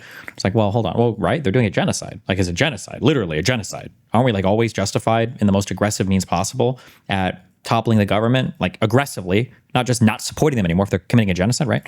And then when people are a little bit more hesitant to sign on, it's like, okay, so then you must not think it's an actual genocide, right? You would never make these same restrictive statements for, when Japan was doing crazy shit or when Germany was doing crazy shit. Should we intervene? It's like, yeah, obviously. So, and so I'm saying, hold on. Wait, this is one of the weirdest conversations I've ever had. I'm saying if it's true that Iran is trying to murder Trump, we need to move militarily against Iran immediately. That's not isolationism. That's a cult of violence, which I am calling for. If we believe that Iran is trying to murder our president, we need to strike Iran. Okay, but isolationists say things like, well, then just nuke them, which is what you just said. Which is kind of a weird... Because I'm upset, because I'm taking you seriously. You don't take your own statements seriously. I take my statements very seriously. So I've asked you, where's the evidence this is true? And you said, well, they're trying to assassinate Brian Hook or something, which I'm against, by the way. I'm against hurting any American, period, no matter... So you dispute that they're trying to murder... I'm not disputing it at all. Bolton? I'm not disputing it. They literally arrested the hitman with Bolton. I don't know why that's even relevant. I'm asking about the President of the United States. Wait, it's not relevant that Iran hired hitmen to murder cabinet members in Trump's administration? That doesn't go to... I've already said that they're willing to spend money. I'm totally opposed to that. It's awful. I am against killing anybody, actually, and especially foreign government. Okay. I'm asking about your allegation and the Prime Minister of Israel's allegation that Iran is trying to murder the president. Killing terrorists is a good thing. Killing people who are trying to murder Americans is a good thing. Because if you're America first, You want to protect America. And so killing Osama bin Laden was a fantastic. But you don't really believe that they're trying to murder Trump? Or yes, I do. Yes, I do. Why aren't you calling for military action against Iran right now? Because they're not very effective. In terms of hitmen, their hitmen are not very effective. I do think. So they're hitmen, but not the bad kind, the efficient kind. No, what are you saying? They're a weak country who is on its knees, and I think we need to. Then why are we so afraid of them? Why are they the biggest threat if they're a weak country that's on its knees? Because I'm trying to keep track. They're trying to develop. Be a little less snarky. I know, you're right. That is. Cruz doesn't do debates often either, I guess. Tucker is being a debate pedophile. Cruz can't just keep up. Like, Cruz could very easily.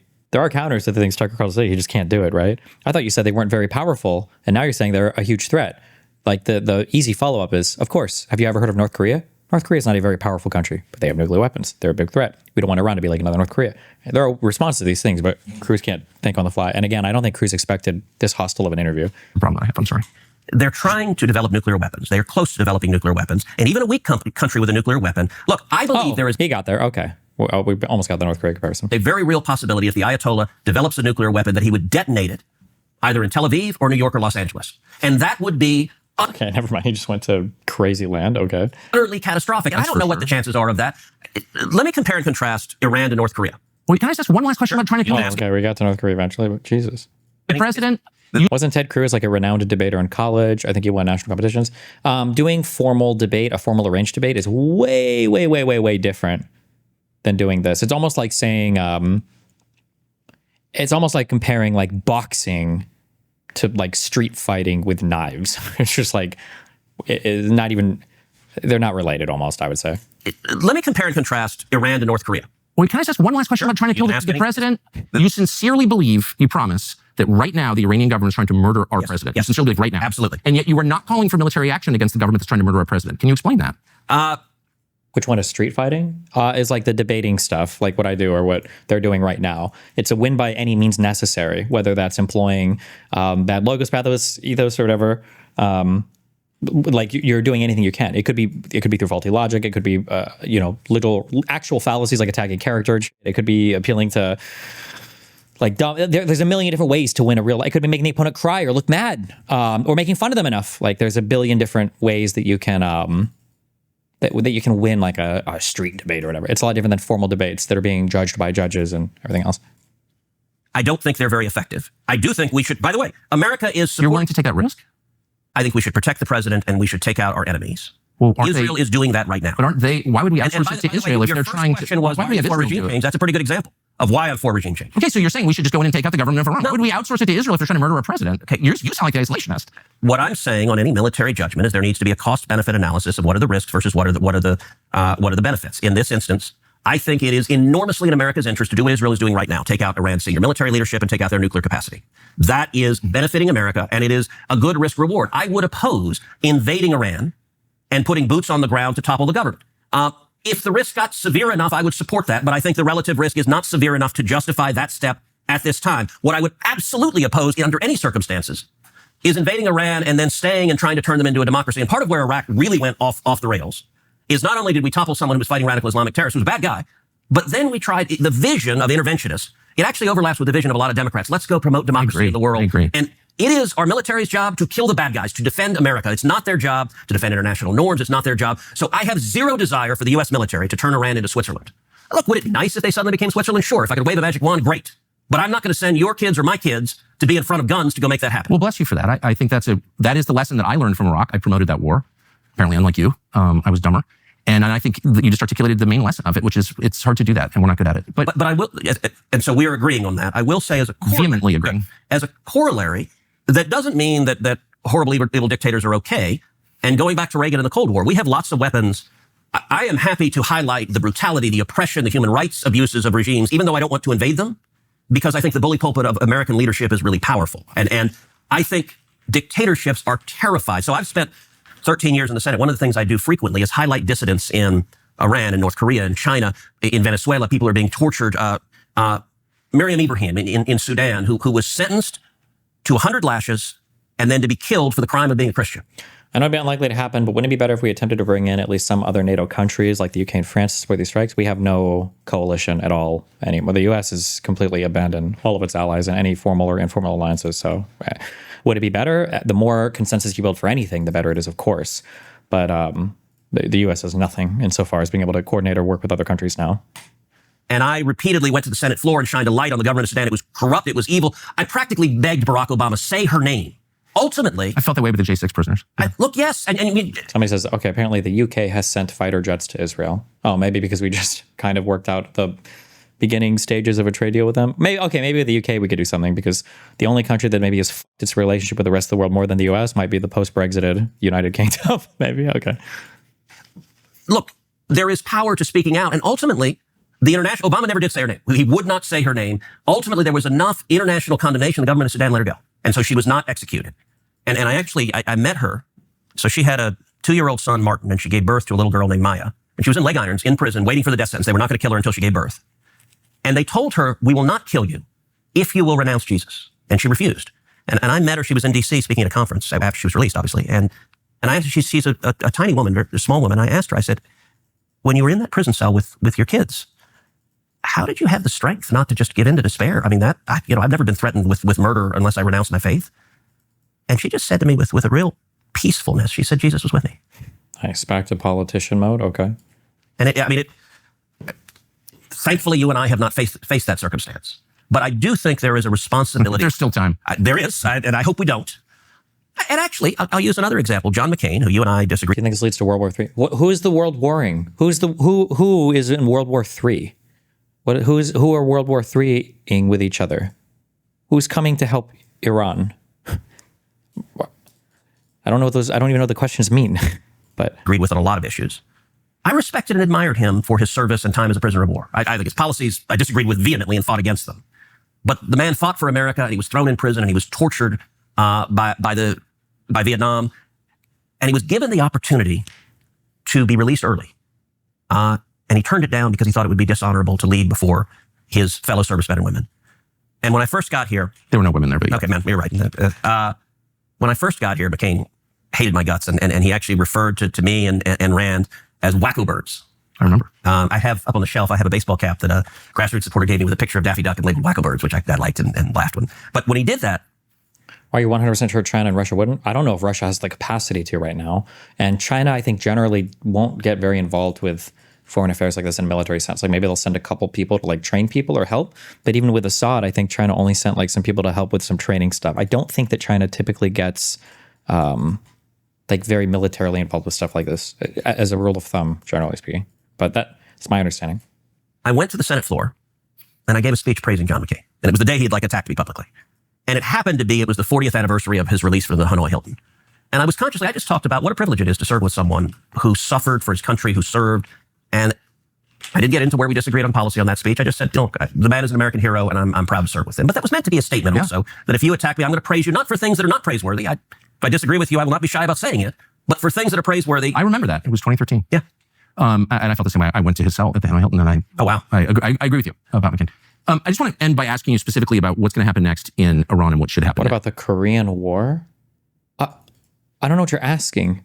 What about when Moses was fighting the Egyptians?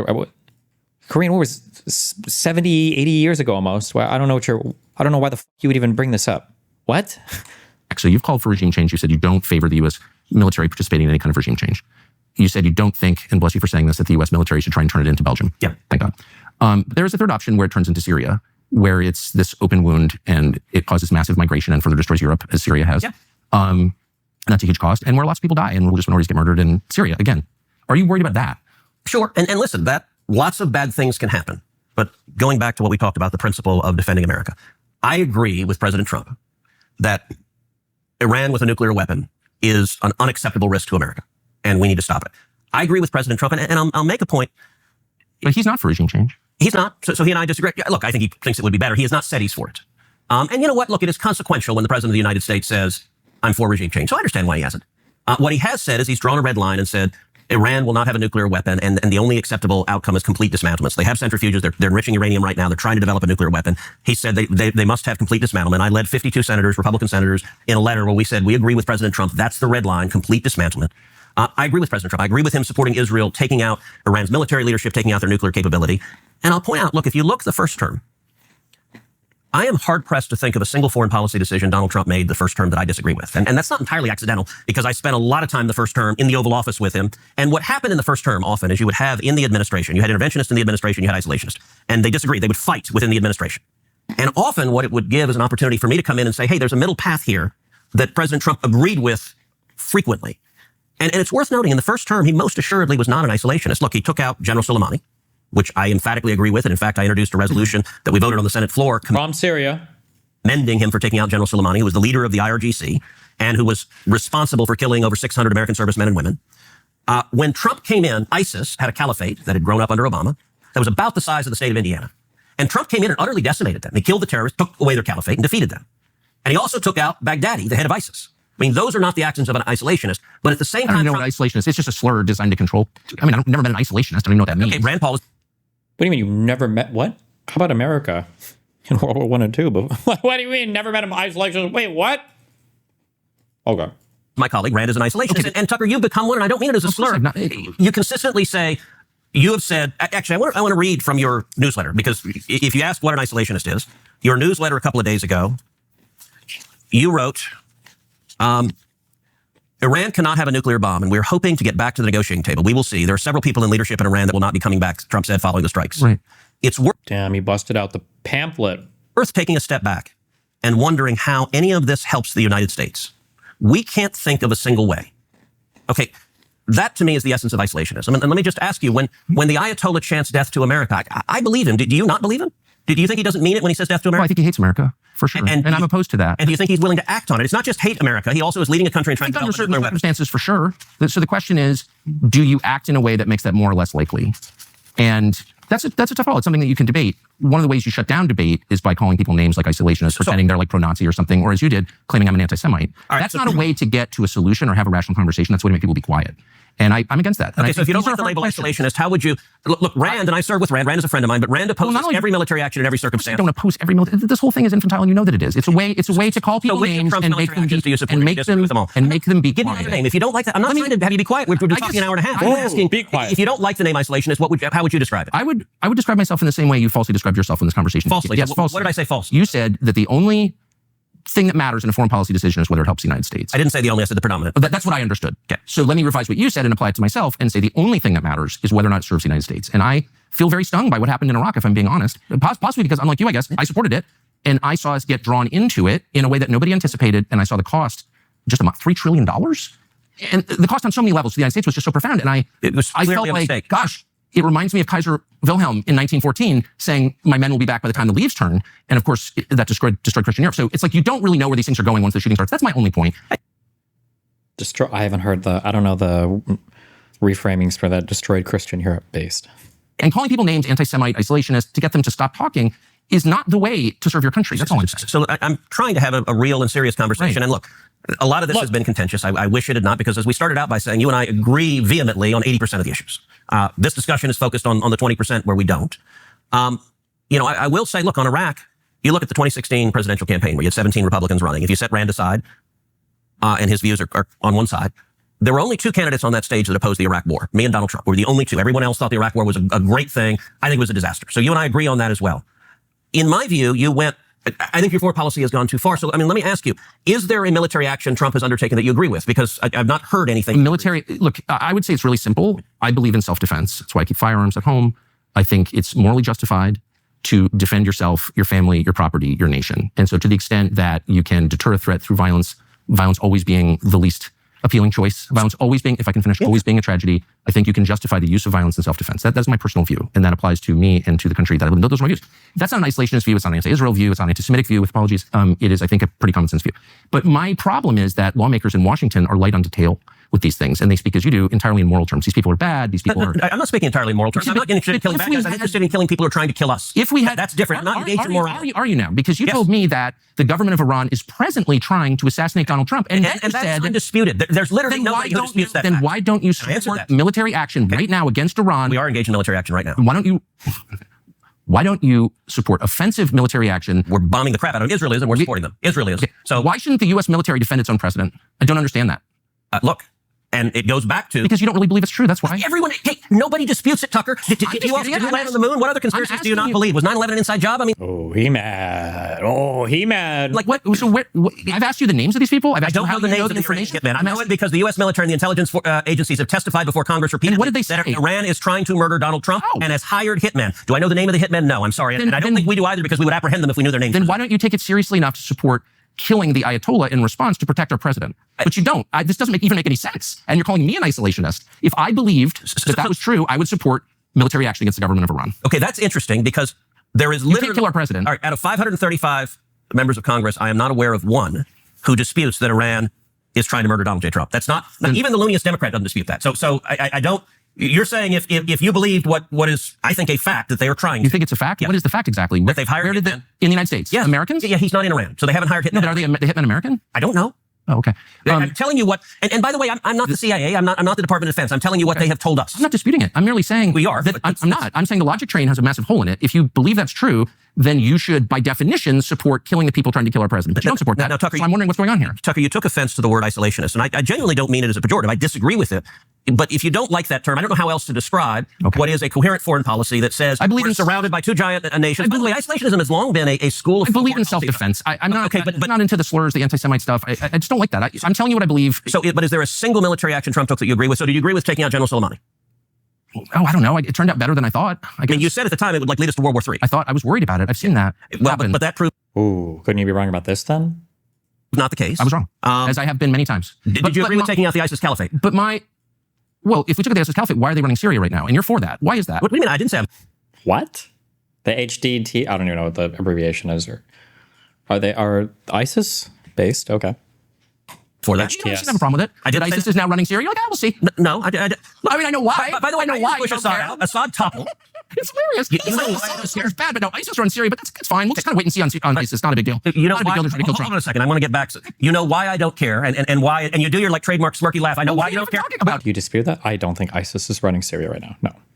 What? Why don't I care? I don't know why. You tell me.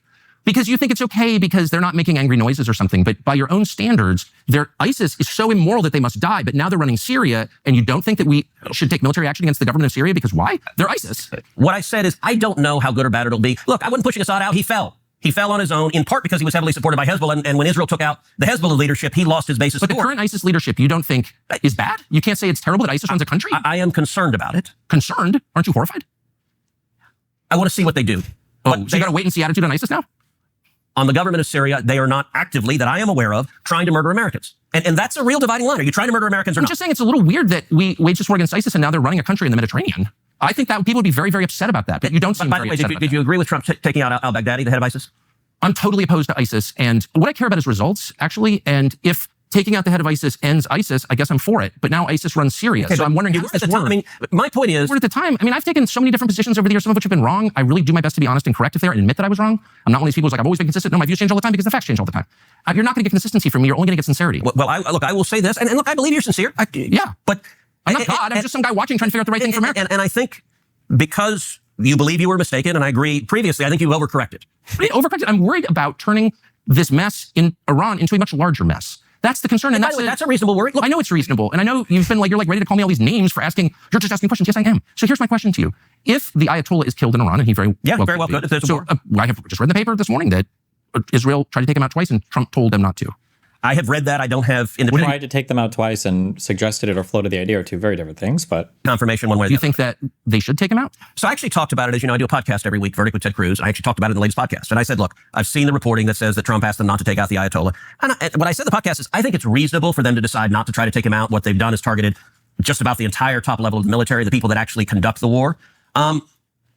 I can see an argument that taking out both the head of state and a religious leader could make him a martyr and could cause more problems than it's worth. And by the way, if you take out the Ayatollah, I don't know if the next guy isn't just as bad. And so I am... What happens to the country? I don't know, but you mentioned before, I want to go back to this. You said something like, you, like most other politicians, are engaged in moral terms. And let me be clear, I am talking about national interest. I am talking about protecting America. So there are bad guys on planet Earth that I don't think we should take out, even though they're bad guys. Good. I'll call them bad guys, but I'm not willing to use U.S. military force to take them out. In this instance, what Israel is doing is taking out their capacity to build nuclear weapons. Why? Because they judge the risk is too high if they've got nuclear weapons. I understand that. I understand that. I think it's in progress. I think it'll probably be achieved, probably with U.S. military support. Who knows? But the president said he's for that. And by the way, where the military support is most needed is Fordow, which is it's a bunker that's built under a mountain. Right. And Israel's taken out most of the rest, like the Natanz, which is their big enrichment site. They bombed the hell out of it. Fordow was deliberately built deep into a mountain so that Israel couldn't take it out. And there's an active discussion because the U.S. has bunker buster bombs that are big enough to take out Fordow. 30,000 pounds. Yeah. Yes. And Israel doesn't. So the one military piece that 30,000 pounds. That's like 30 of your mom. The aircraft to fly them. Right. But here's, I guess, what bothers me is that I said 2 weeks ago, the real goal here is regime change in Iran. It's I not. don't think that's Trump's goal. Well, it's your goal. It's Israel's goal. I'm not attacking anyone. I'm just saying it's important to be honest and not lie and not attack people for telling the truth. So I believe I've been assiduously honest in this, but words matter. You said the real goal here is regime change and it's your goal. And I want to be clear. Well, you said it was your goal. I want to be clear because words matter. Do I support regime change and would I like a government that doesn't hate America and isn't trying to kill us in Iran? Yes, that's a good outcome.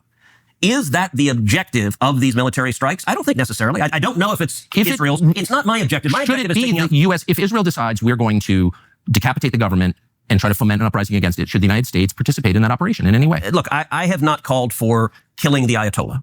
And there is nations in war generally refrain from attacking and killing heads of state. Now, the Ayatollah doesn't. He's trying to kill Trump. We talked about that. But we shouldn't punish him for it. Look, there has been a long-standing nations in war have refrained from killing heads of state. I have not publicly called for killing the Ayatollah. What I've called for is doing whatever is necessary to stop him from getting nuclear weapons. In the first Trump term, what that meant was maximum pressure. So in the first Trump term, I spent a lot of time urging the president to withdraw from the disastrous Iranian nuclear deal that Obama had. President Trump agreed with me. He did that. How's that and going? then I urged him to end the oil waivers and to sanction the hell out of the country. And it ended up crippling their economy. So Iran at the time was selling 2 million barrels of oil a day. 1 million barrels of oil a day. When President Trump ended the oil waivers, it cut their sales to 300,000 barrels a day. At the end of the Trump term, the Iranian economy was in shambles. They had massive inflation. I think the regime was teetering. I think it might have fallen. I would use economic sanctions and I would use moral suasion to try to effectuate If you regime topple, change. okay, so you topple the regime by whatever means. What happens then? How many people live in Iran, by the way? I don't know the population. At all? No, I don't know the population. It's a lot. It's a lot more than you think it is. But it's not like 500. I'm gonna guess 100 million on the. I'm gonna say 100. Well, because the whole southeast part of the country. I'm gonna say 100 million and one people. You don't know the population of the country you seek to topple? Where's my redact button? How many people live in Iran? 92 million. Okay, we take it. Yeah, How could you not know that? I don't sit around memorizing population tables. Well, it's kind of relevant because you're calling for the overthrow of the government. Is it though? I mean, I guess you ideally would know more about the government or the country, I guess, but. Why is it relevant whether it's because 90 million or 80 million or 100 million? Why is because that if you don't know anything about the country, Yeah, that would be a question. Okay, let's say the answer was 20 million. The easy count is, let's say it was 20 million, and then let's say it was 500 million. How would that change your response to any of this, I guess? I'm curious. I didn't say I don't know anything about okay, what's the ethnic mix of Iran? Oh, there's a lot of ethnicities in Iran. I don't even know if Persian is the main one or if Persian is broken down more too. There's no shot Ted Cruz knows the answer to this question. I have no idea. Iran ethnic makeup. There's going to be fake ethnicities in here that nobody has ever heard of before. Iranian peoples? Oh, fuck you. Ethnic. Okay, Persians and Azerbaijanis. There is no Iranian state census, though, that asks questions of ethnicities. Okay, Persians do make up a majority, 51%. Azerbaijanis are 24%. Gilaks and Mazandaranis are 8%. Like, these aren't real. Mazandaranis? What? Ooh, those are some banging outfits, though. Hold on.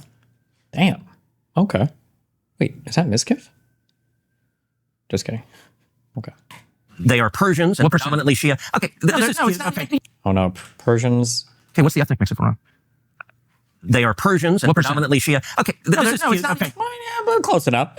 I'm close enough. I give it to him. I think you get him. I think you don't know anything about Iran. So okay, I am not the Tucker Carlson expert on Iran. You're a senator who's calling the overthrow of the government. You're the one who claims about the country. No, you don't know anything about the country. You're the one who claims they're not trying to murder Donald Trump. You're the one who can't figure out if it's a good idea to kill General Soleimani, and you said it was bad. They're trying to murder Trump. Yes, I do. Because you're not calling for military strikes against them in retaliation. If you really believe that, we're carrying out military strikes today. You said Israel was Right, with our help. I said we. Israel is leading them, but we're supporting them. Well, you're breaking news here because the U.S. government last night denied, the National Security Council spokesman Alex Pfeiffer denied on behalf of Trump that we were acting on Israel's behalf in any offensive capacity. We're not bombing them. Israel's bombing them. You just said we were. We are supporting Israel. The U.S. that Israel was. Right, with our help. He strikes against them in retaliation. If you really believe that. We're carrying out military strikes today. You said Israel was. Right, with our help. I said we. Israel is leading them, but we're supporting them. Well, you're breaking news here because the U.S. government last night denied, the National Security Council spokesman Alex Pfeiffer denied on behalf of Trump that we were acting on Israel's behalf in any offensive capacity. We're not bombing them. Israel's bombing them. You just said we were. We are. Yes, he didn't. Damn, Tucker is. Woo! Does this mean Tucker will talk to anybody? Can I debate Tucker on some of these things? Where do I have to fly to? Supporting Israel. Thanks, you're a senator. If you're saying the United States government is at war with Iran right now, people are listening. We are not bombing them. Oh, okay. It's just so funny that Russia is just totally off topic for both of these people.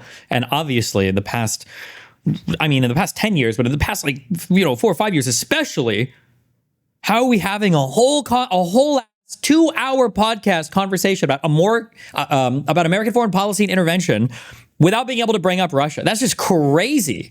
That's just insane. It's so funny. And neither of them can do it because of their own interests on either side. Israel is bombing them. And why do you do this tonight? Oh, okay. What do you mean? Because this is super high stakes stuff. This is a huge country that borders a lot of other important countries. A lot of the world's energy comes from there. So let me you ask don't you want another disaster. You don't want to be the reckless. Ayatollah refers to Israel as the little Satan and America as the great know. Satan. Do you believe him? When he says it's the great Satan, do you think I believe if the Ayatollah could murder both of us right now, that he would? I do. I believe it. Okay, I assume no good faith on the part of the Ayatollah. No, and if your faith. implication is like, I'm pro-Ayatollah or something. No, it's not good faith. Does it surprise you that Tucker has completely been in any split for Republicans if he does not align? No, not at all. After he left Fox News, Tucker has been off in his own world completely. I don't think he's trying to get back in good with traditional conservatives at all. I assume no good faith on the part of the Ayatollah. No, and if your faith. implication is like, I'm pro-Ayatollah or something. No, it's not good faith. It's that Just saying, you're a lawmaker, you're a powerful person in Washington. This is the most powerful country in the world. If you're calling for toppling in government, it's incumbent on you to know something about the country and to think through the consequences of that. And you haven't, and you don't. And I'm saying that's reckless. Okay, you engage in reckless rhetoric with no facts. And to be clear, I'm not calling for the overthrow of the government. You put out a newsletter attacking Donald Trump and calling him complicit. I've never attacked Donald Trump. Yes, you have. And by I the way, campaigned for Donald Trump. Okay, yes, and this is like, after anti-Semitism, this is the last refuge. You're an anti-Semite. When is the Brad Palumbo thing? I think he actually just released it like 10 minutes ago. And you hate Trump. Okay, I love Trump. I will read. You put out a whole newsletter saying Trump has abandoned America first. And here's what Trump said in response. Well, considering that I'm the one that developed America first, and considering that the term wasn't used until I came along, I think I'm the one who decides that. For those people who say they want peace, you can't have peace if Iran has a nuclear weapon. So for all of those wonderful people who don't want to do anything about Iran having a nuclear weapon, that's not peace. That is directed at you. Man, you got me. Busted. No, I'm just saying. My views. Look, Got him with the troll. I don't know. That was funny. Who cares? Boom. I like Trump. I campaigned for Trump. I know Trump. I talked to him last night. Not against Trump, and you know that. But you're against his foreign policy. I think that we should be very careful. Talked to him last night to bitch out. Have you seen the Tucker Carlson and Senator Ted Cruz interview? It seems like this issue on whether or not the United States should strike is kind of dividing a lot of your supporters. No, my supporters are for me. My supporters are America first. They make America great again. My supporters don't want to see Iran have a nuclear weapon. Tucker's a nice guy. He called and apologized the other day. He said things were a little bit too strong, and I appreciated that. And Ted Cruz is a nice guy. I mean, he's been with me for a long time. I'd say once the race was over, he's been with me ever since, right? But very simple. If they think that it's okay for Iran to have a nuclear weapon, then they should oppose me. But nobody thinks it's okay. People that don't want, I don't want to fight either. I'm not looking to fight. But if it's a choice between fighting and them having a nuclear weapon, you have to do what you have to do. Maybe we won't have to fight. Don't forget, we haven't been fighting. We had a certain amount of genius and everything, but we haven't been fighting. About entering into more foreign wars that don't help us when our country is dying. When you say and our don't country help is us, dying. Look, yes, focus on our country. I'm all for it. But the naivete. You don't even know how much money this costs. You don't know anything about the country's government you want to overthrow, and you're calling me reckless. I want to stop a lunatic who wants to murder us from getting nuclear weapons that could kill millions of Americans. You say, I can't see how that benefits America in any way. That is bizarre. And by the way, isolationism, your foreign policy is the foreign policy of Jimmy Carter and Barack Obama. Oh, absolutely. And it doesn't work. Yeah, I'm a big leftist. I mean, this is so silly. Now I'm Jimmy Carter and Barack Obama. Oh, with the hand waving. Doesn't even address the point based. Can Cruz bring him back to it? Okay. Let me just say one last thing. So how is your foreign policy different from Jimmy Carter's? Seriously. There we go. Please. But hold on. Can you hold him to it, Willie? I asked that question seriously. I don't even know what you're talking about. Jimmy Carter? So what century is this? I am the product of the last 25 years, watching carefully, being involved in the periphery, and I see... Is Cruz going to bring him back to it, or is he just going to laugh it off and trudge forward? An unending string of foreign policy disasters that have impoverished and hurt our country. Unending string. So unending string. They would include Afghanistan, Iraq, Libya, Syria, and our inability to stop the Houthis, by the way, in Yemen, which exposes us as weak, and I grieve over that. So these are failures. You helped preside over some of them as a member of the Senate. What failures, foreign policy failures have I presided over? Oh, he got yanked away. Rip. Well, we were unable to beat Russia in the war that you supported against Russia. You've been spending the last 3 years telling us that Vladimir Putin is evil and we're going to beat him with other people's children, and 1 million of those kids are now dead. You've never apologized for that. That was a full failure. By the way, look, the level of number of false... Oh, so Russia did get brought up, but it got brought up in Tucker Carlson defending Russia. Okay, base. But you lay out just in one statement are rather... You haven't supported the war against Russia? Are rather stunning. So the war against Russia was caused, which I have explained in great detail, by Joe Biden's weakness. Okay. It supported the war. If you want to talk, we can talk Russia and Ukraine. I'm happy to talk about it. Do you think that's been a success? No, it's been an absolute disaster. Okay, but you supported it. Shouldn't you apologize? No, you should apologize. I'm not going to engage in the demanding of apologies. So I'm like, that's my point. Is all this says I'm sorry. Or do you just throw out if you want to talk, we can talk. Okay, I do. I want to know why that seems like a true disaster for the United States. You have supported it. Do you believe Joe Biden's weakness caused the war in Ukraine? I think Joe Biden's aggression caused it. His aggression? What aggression? He demanded that Ukraine join NATO. How does that help the United States? What? I remember these huge talks, yes. When Biden was like, let's do it, get them in. We're immediately. Just so you know, also, NATO requires an affirmative vote from every member state for anyone else to even join, but okay. It's a terrible idea, and I have vigorously opposed Ukraine joining NATO. Okay, so that's what caused the war. No, it's not. Did you want to know what caused the war? Like, you do the dismissive. You're not actually interested in facts. You're like, oh, no. Okay, tell me, it seems super obvious. You're absolutely right, and I'm sorry. That is a tick of mine that is wrong, and I mean this with sincerity. I'm sorry I didn't see it. I just think it seems so obvious that sending Kamala Harris to the NATO Security Conference to say you're going to join NATO is what triggered the invasion days later. Okay, so can I? This will take a few minutes to lay out because it's complicated, but I think the facts matter. I think two things caused the war in Ukraine. Number one, I think Biden's incredible weakness and the disastrous withdrawal from Afghanistan. And then two, Obama, because that's when they took Crimea. Biden and Obama. It's always the Dems. Come on, Cruz, please give me the second one. I'm going to come so much. I believe we need to leave Afghanistan, but not with the incompetence that that led to 13 servicemen and women being murdered by terrorists there. Yep. The way Biden did that was disastrous, and I think our enemies looked to the commander-in-chief and said, this by terrorists. I believe we need to leave Afghanistan, but Ukraine. Number one, I think Biden's incredible weakness and the disastrous withdrawal from Afghanistan. I believe we need to leave Afghanistan, but not with the incompetence. I forgot. Number two is Afghanistan. Did you say one again? That involved another number one. That led to 13 servicemen and women being murdered by terrorists there. The way Biden did that was disastrous, and I think our enemies looked to the commander-in-chief and said, this president is weak. And when that withdrawal was so disastrous, I said publicly at the time, the chances of Putin invading Ukraine have just risen tenfold. Right. But secondly, and this is critically important. I agree, that was awful, the withdrawal. And it was a major cause of our enemies all said, hey, this president is weak. And so it invited, and by the way, look, I despise war, and I think weakness and isolationism produces war, because it invites aggression from our bad guys. It's why I agree with Ronald Reagan's peace through strength. The best way you avoid war is being strong enough that your enemies don't want to mess with you. But let's get back to Ukraine and Russia. Look, Putin didn't wake up 2 years ago and decided he wanted to invade Ukraine. He's wanted to invade Ukraine for decades. Putin has referred to the collapse of the Soviet Union as, quote, the greatest geopolitical disaster of the 20th century. And Putin has long been explicit. His desire is to reassemble the old Soviet Union and, in fact, reassemble the Russian Empire that was even bigger than that. If you want to reassemble the Soviet Union, the natural place to start is Ukraine. Do you really believe that Putin has territorial designs on Eastern Europe? Yes. Bruce, come on, please. Just know a little bit of... It's not even history. It's like your life. Please, you just have to know a little bit of stuff here. This is the easiest win ever. What countries? He has said that you can go and read his... Hold on. I don't want to lose the narrative. What countries? Georgia, Moldova, Ukraine... This is the easiest. Gimme. Yes. What countries? He has said that you can go and read his... Hold on. I don't want to lose the narrative. Oh, he doesn't know anything. Okay. What happened? So we can go back and do that, but I don't want to lose telling the story first. So let me explain this, and then if you want to go back, we can take all sorts of digressions, but just give me a couple of minutes to lay out the facts of what happened. He has wanted to invade Ukraine a long time, and he's done it before. In 2014, he invaded Ukraine, invaded Crimea. When Barack Obama was president, he invaded the southern portion. Yes, Obama. He did not invade the rest of the country. Why? And the reason is the principal source of revenue for Russia is oil and gas, and the natural gas pipelines run right through the country of Ukraine, and he didn't want to jeopardize his ability to get gas to Europe. Right. So in 2015, Putin started a project called Nord Stream 2. Did anything happen in 2014? In terms of what? Wasn't there... Didn't the CIA kick out the leader of the country? Didn't the CIA do that? A coup in Ukraine run by... The CIA? The Obama administration? Victoria Nuland? Yes, Nuland call. Oh God, Nuland call. I'm about to come 3 times. Please, Nuland call. CIA coup.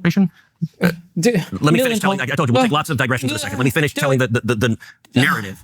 2015, Putin began building Nord Stream 2. Nord Stream 2 is an undersea pipeline that runs from Russia to Germany. The entire purpose of Nord Stream 2 is when it was completed and turned on, it would let Russia circumvent Ukraine and get its gas straight to Europe. In 2019, Nord Stream 2 was almost complete. And the conventional wisdom in Washington was, this is terrible, but there's nothing we can do about it. I didn't believe that. So I drafted sanctions legislation that was targeted to stop the pipeline. My legislation passed the Senate with overwhelming bipartisan support. It passed the House, and Donald Trump signed it into law. Why wouldn't you want Germany to have cheap energy? Because it empowers Russia. And I believe in making our enemies weaker and our friends stronger. Has blowing up Nord Stream made Germany stronger? Not being dependent on Russia has made Germany stronger. Do you think Germany is stronger now than it was 4 years ago? Like there's a trillion different counters. God, Ted Cruz.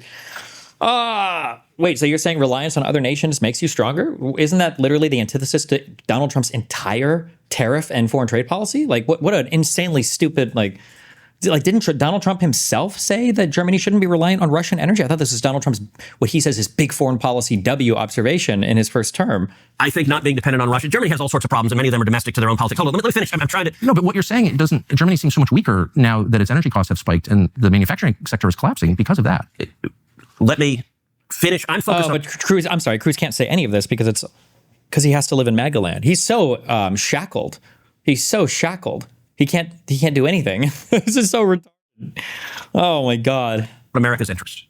I don't want Russia stronger because I believe Russia is our enemy. You and I disagree on that. We can talk about that. But I want our enemies weaker. I don't want to go to war with Russia, but I want our enemies weaker. I don't want Europe dependent on Russia. I don't want Putin rich with oil and gas revenues and able to invest in his military and pose a threat to America. So the sanctions legislation that I authored, it passed. Putin stopped building Nord Stream 2 literally the day that President Trump signed my sanctions legislation into law. He signed it, if I remember right, at 7 p.m. on a Thursday. Putin stopped construction at 6:45 p.m. So the sanctions legislation worked, and it killed the pipeline. The pipeline lay dormant for over a year, just a hunk of metal at the bottom of the ocean. Joe Biden came into office. He was sworn in on January 20th, 2021. Putin resumed deep sea construction of Nord Stream 2 4 days later, January 24th. He did so because Biden had foreshadowed weakness on this issue. That foreshadowing was accurate because several months later, Biden formally waived the sanctions on Nord Stream 2 and let Putin complete the pipeline. In January of 2022, I forced a vote on the Senate floor to reimpose sanctions on Nord Stream 2. The week of the vote, President Zelensky in Ukraine publicly called on the Senate, please pass this sanctions legislation. It is the last best hope of stopping Russia from invading Ukraine. At the same time, the government of Poland put out a formal statement from the foreign ministry to the Senate, calling on the Senate to pass my sanctions legislation and said, if you do not, Putin will invade Ukraine. The day of the vote, Joe Biden came to Capitol Hill. It's the first time in his presidency he had done that. He went to the Democrat senators' lunch and he personally lobbied them on this issue, not any other issue. This was his number one issue that he came to lobby them on. They came out of that lunch. Every Democrat had voted with me twice against Nord Stream 2. 44 Democrats flipped their vote. They voted in favor of Russia, in favor of Putin, and 4 weeks later, Russia invaded Ukraine. Wow. That was the direct cause of the war. And if Trump had been president, there would be no war. So may I ask, I, of course, disagree with your analysis completely, but I want to be respectful. Okay. So tell me what you disagree with. It's such a long conversation. I've spent the last couple of years on this, and I just respectfully disagree with your analysis, but I don't doubt your sincerity that you believe that Putin is our enemy, that Western Europe should not be allowed to use Russian energy. I mean, you seem to really believe these things. My question is about results, because I think it's relevant to what we're seeing now in Iran. You look back after having you personally voted to send billions and billions and billions of U.S. tax dollars to Zelensky to support his civil service and the war against Russia and all this stuff. Can you say that what you did worked? So I can say what I did personally, sanctioning Nord Stream 2 worked and prevented a war. And if Trump had still been there, if the sanction had been in effect, there would be no war. I'm in favor of avoiding wars. But once the war broke out, you voted to fund it to the tune of billions and billions and billions. And to be clear. And did that work? Okay, to be clear, what I voted for the initial tranche of funding, and then I voted against the subsequent one. So it hasn't worked. So I've been in between. I haven't been on the full Ukraine, full-throated hawk side or the anti from day one. I voted for the initial tranche of funding because I wanted Russia to lose.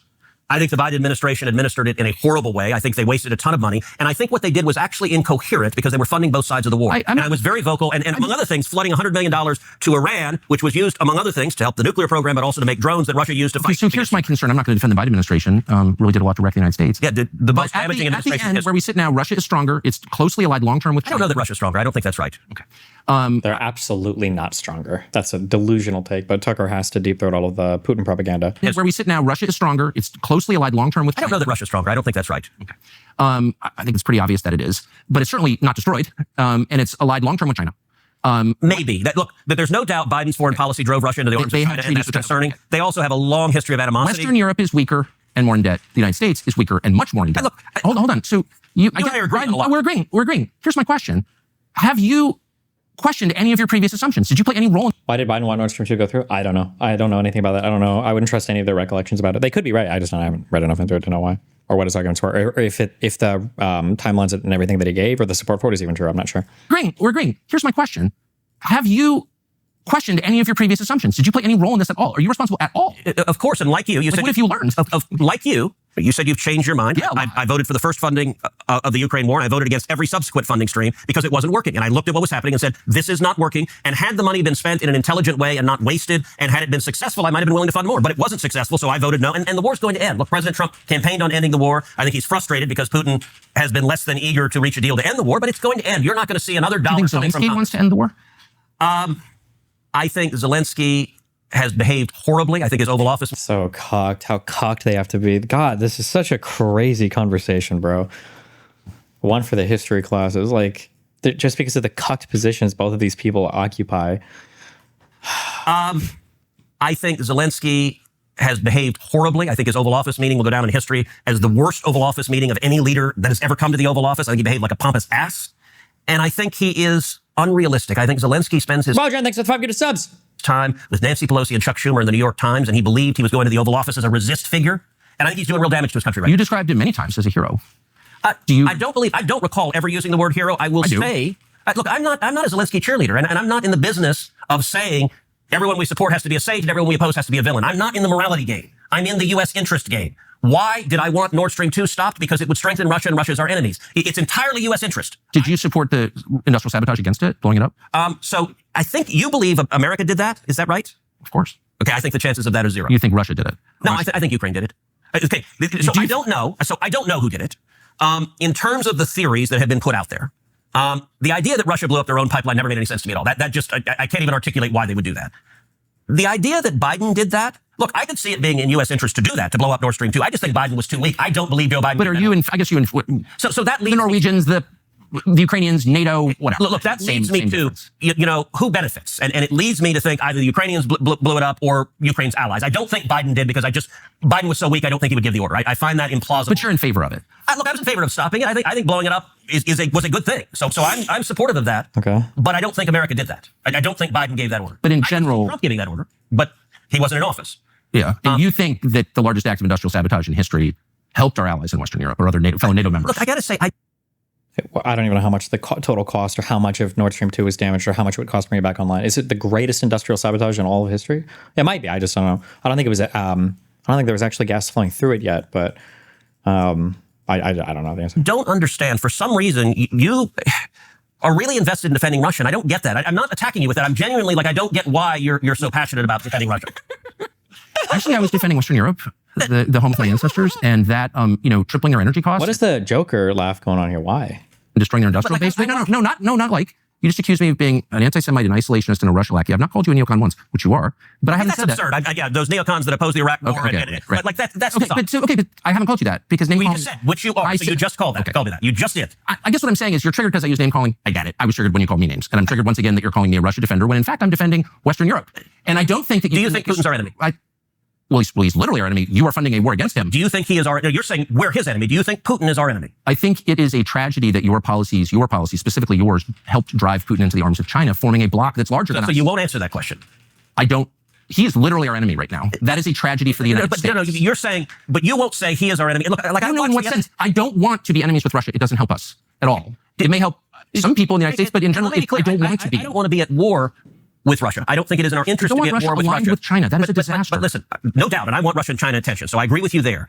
But I think Putin is a KGB thug. I think he is a bad man. Now, I don't want to go to war with him over that, but I'm not naive, and I watched your episode. He's a bad man.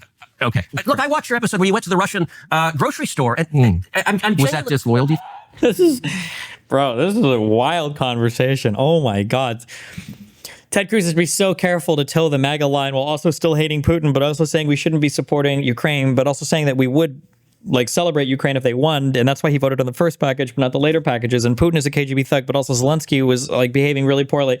Meanwhile, Tucker Carlson over here is just lobbing bombs because his allegiance is 100% with Putin, and so he doesn't have to worry about navigating this conversation because he doesn't want to be too mean to Trump, kind of.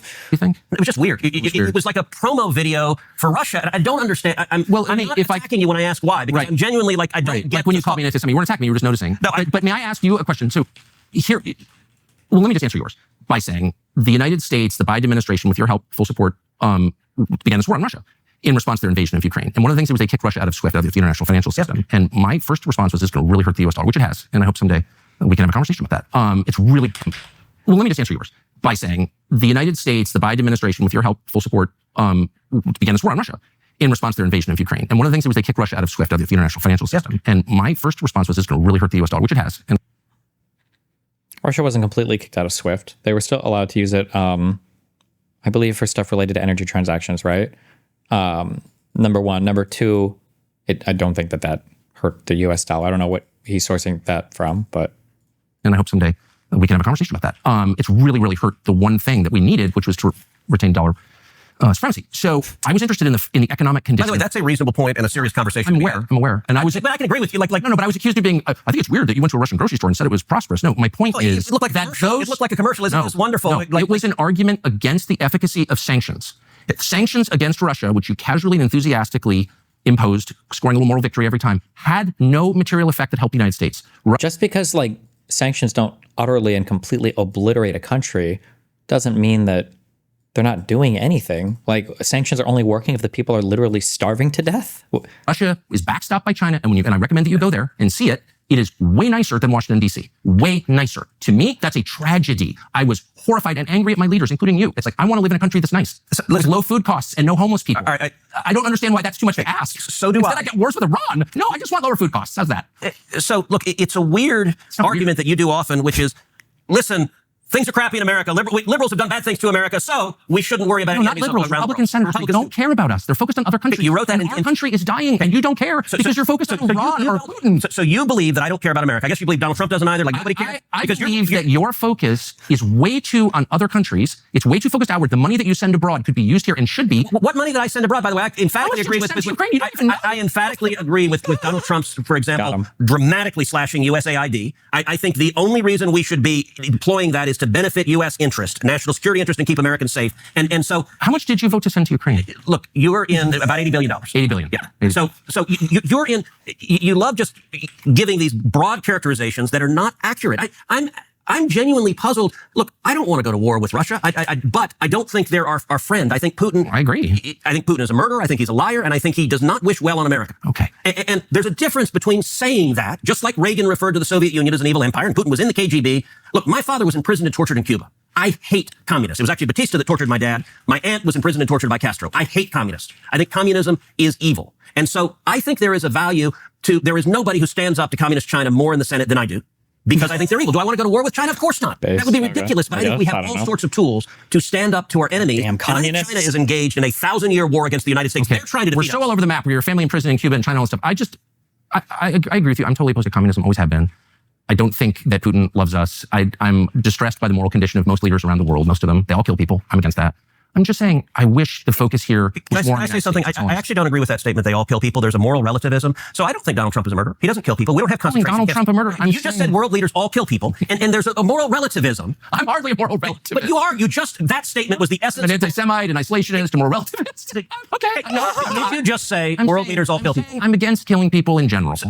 And hyperventilating about how Putin was in the KGB or whatever. I just want to serve American interests, and pushing into China is not in our interest at all. And you helped do it, and you haven't apologized. And you should. And by the way, you're the cheerleader. I helped drive him into China. It's a complete lie. You funded the war against him. No, I authored the legislation that shut down Nord Stream 2 that prevented the war. And if Trump had still been in the White House, we would have had the war. And look, the comment you made, the reason things like moral relativism are so dangerous, everyone kills people. No, there is a difference. The United States, we don't have concentration camps. We don't torture and murder people. You look at China, where they've got 1 million prisoners in concentration camps. You look at... Ooh, do the Abu Ghraib stuff.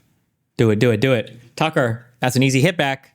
And it's related to the Iraq war and all that bullshit, right? Come on. Go. He's got prisoners in Siberia. He tortures and murders his political opponents. Donald Trump doesn't do that. America doesn't do that. And by the way, most other countries don't do that. I see the game. It's like, I'm distressed. No, I'm responding with facts. You don't like the facts. I don't even know what facts you're talking about. I'm not saying that Trump puts people in concentration camps. I campaign for Trump. I love Trump. So did I. Okay, so this is nothing to do with love Trump. I love Trump more. I campaigned for. I talked to him last night. Trump. I'm merely saying. You said everyone. That's a good clip. Saying that Trump puts people in concentration camps. I campaign for Trump. I love Trump. So did I. Okay, so this is nothing to do with Trump. I'm merely saying. You said every world leader kills people. It puts them all in emphasis on what's happening inside the country. That's it. Is there a moral difference between America and our enemies? Is there a moral difference between America? And what is it? But articulate it. It's valuable to say why. Why are we a better country founded on better values than China? I'll tell you why. And I know because the whole purpose of America is to protect the God-given rights that each person possesses by virtue of being created by God. Amen. By being human.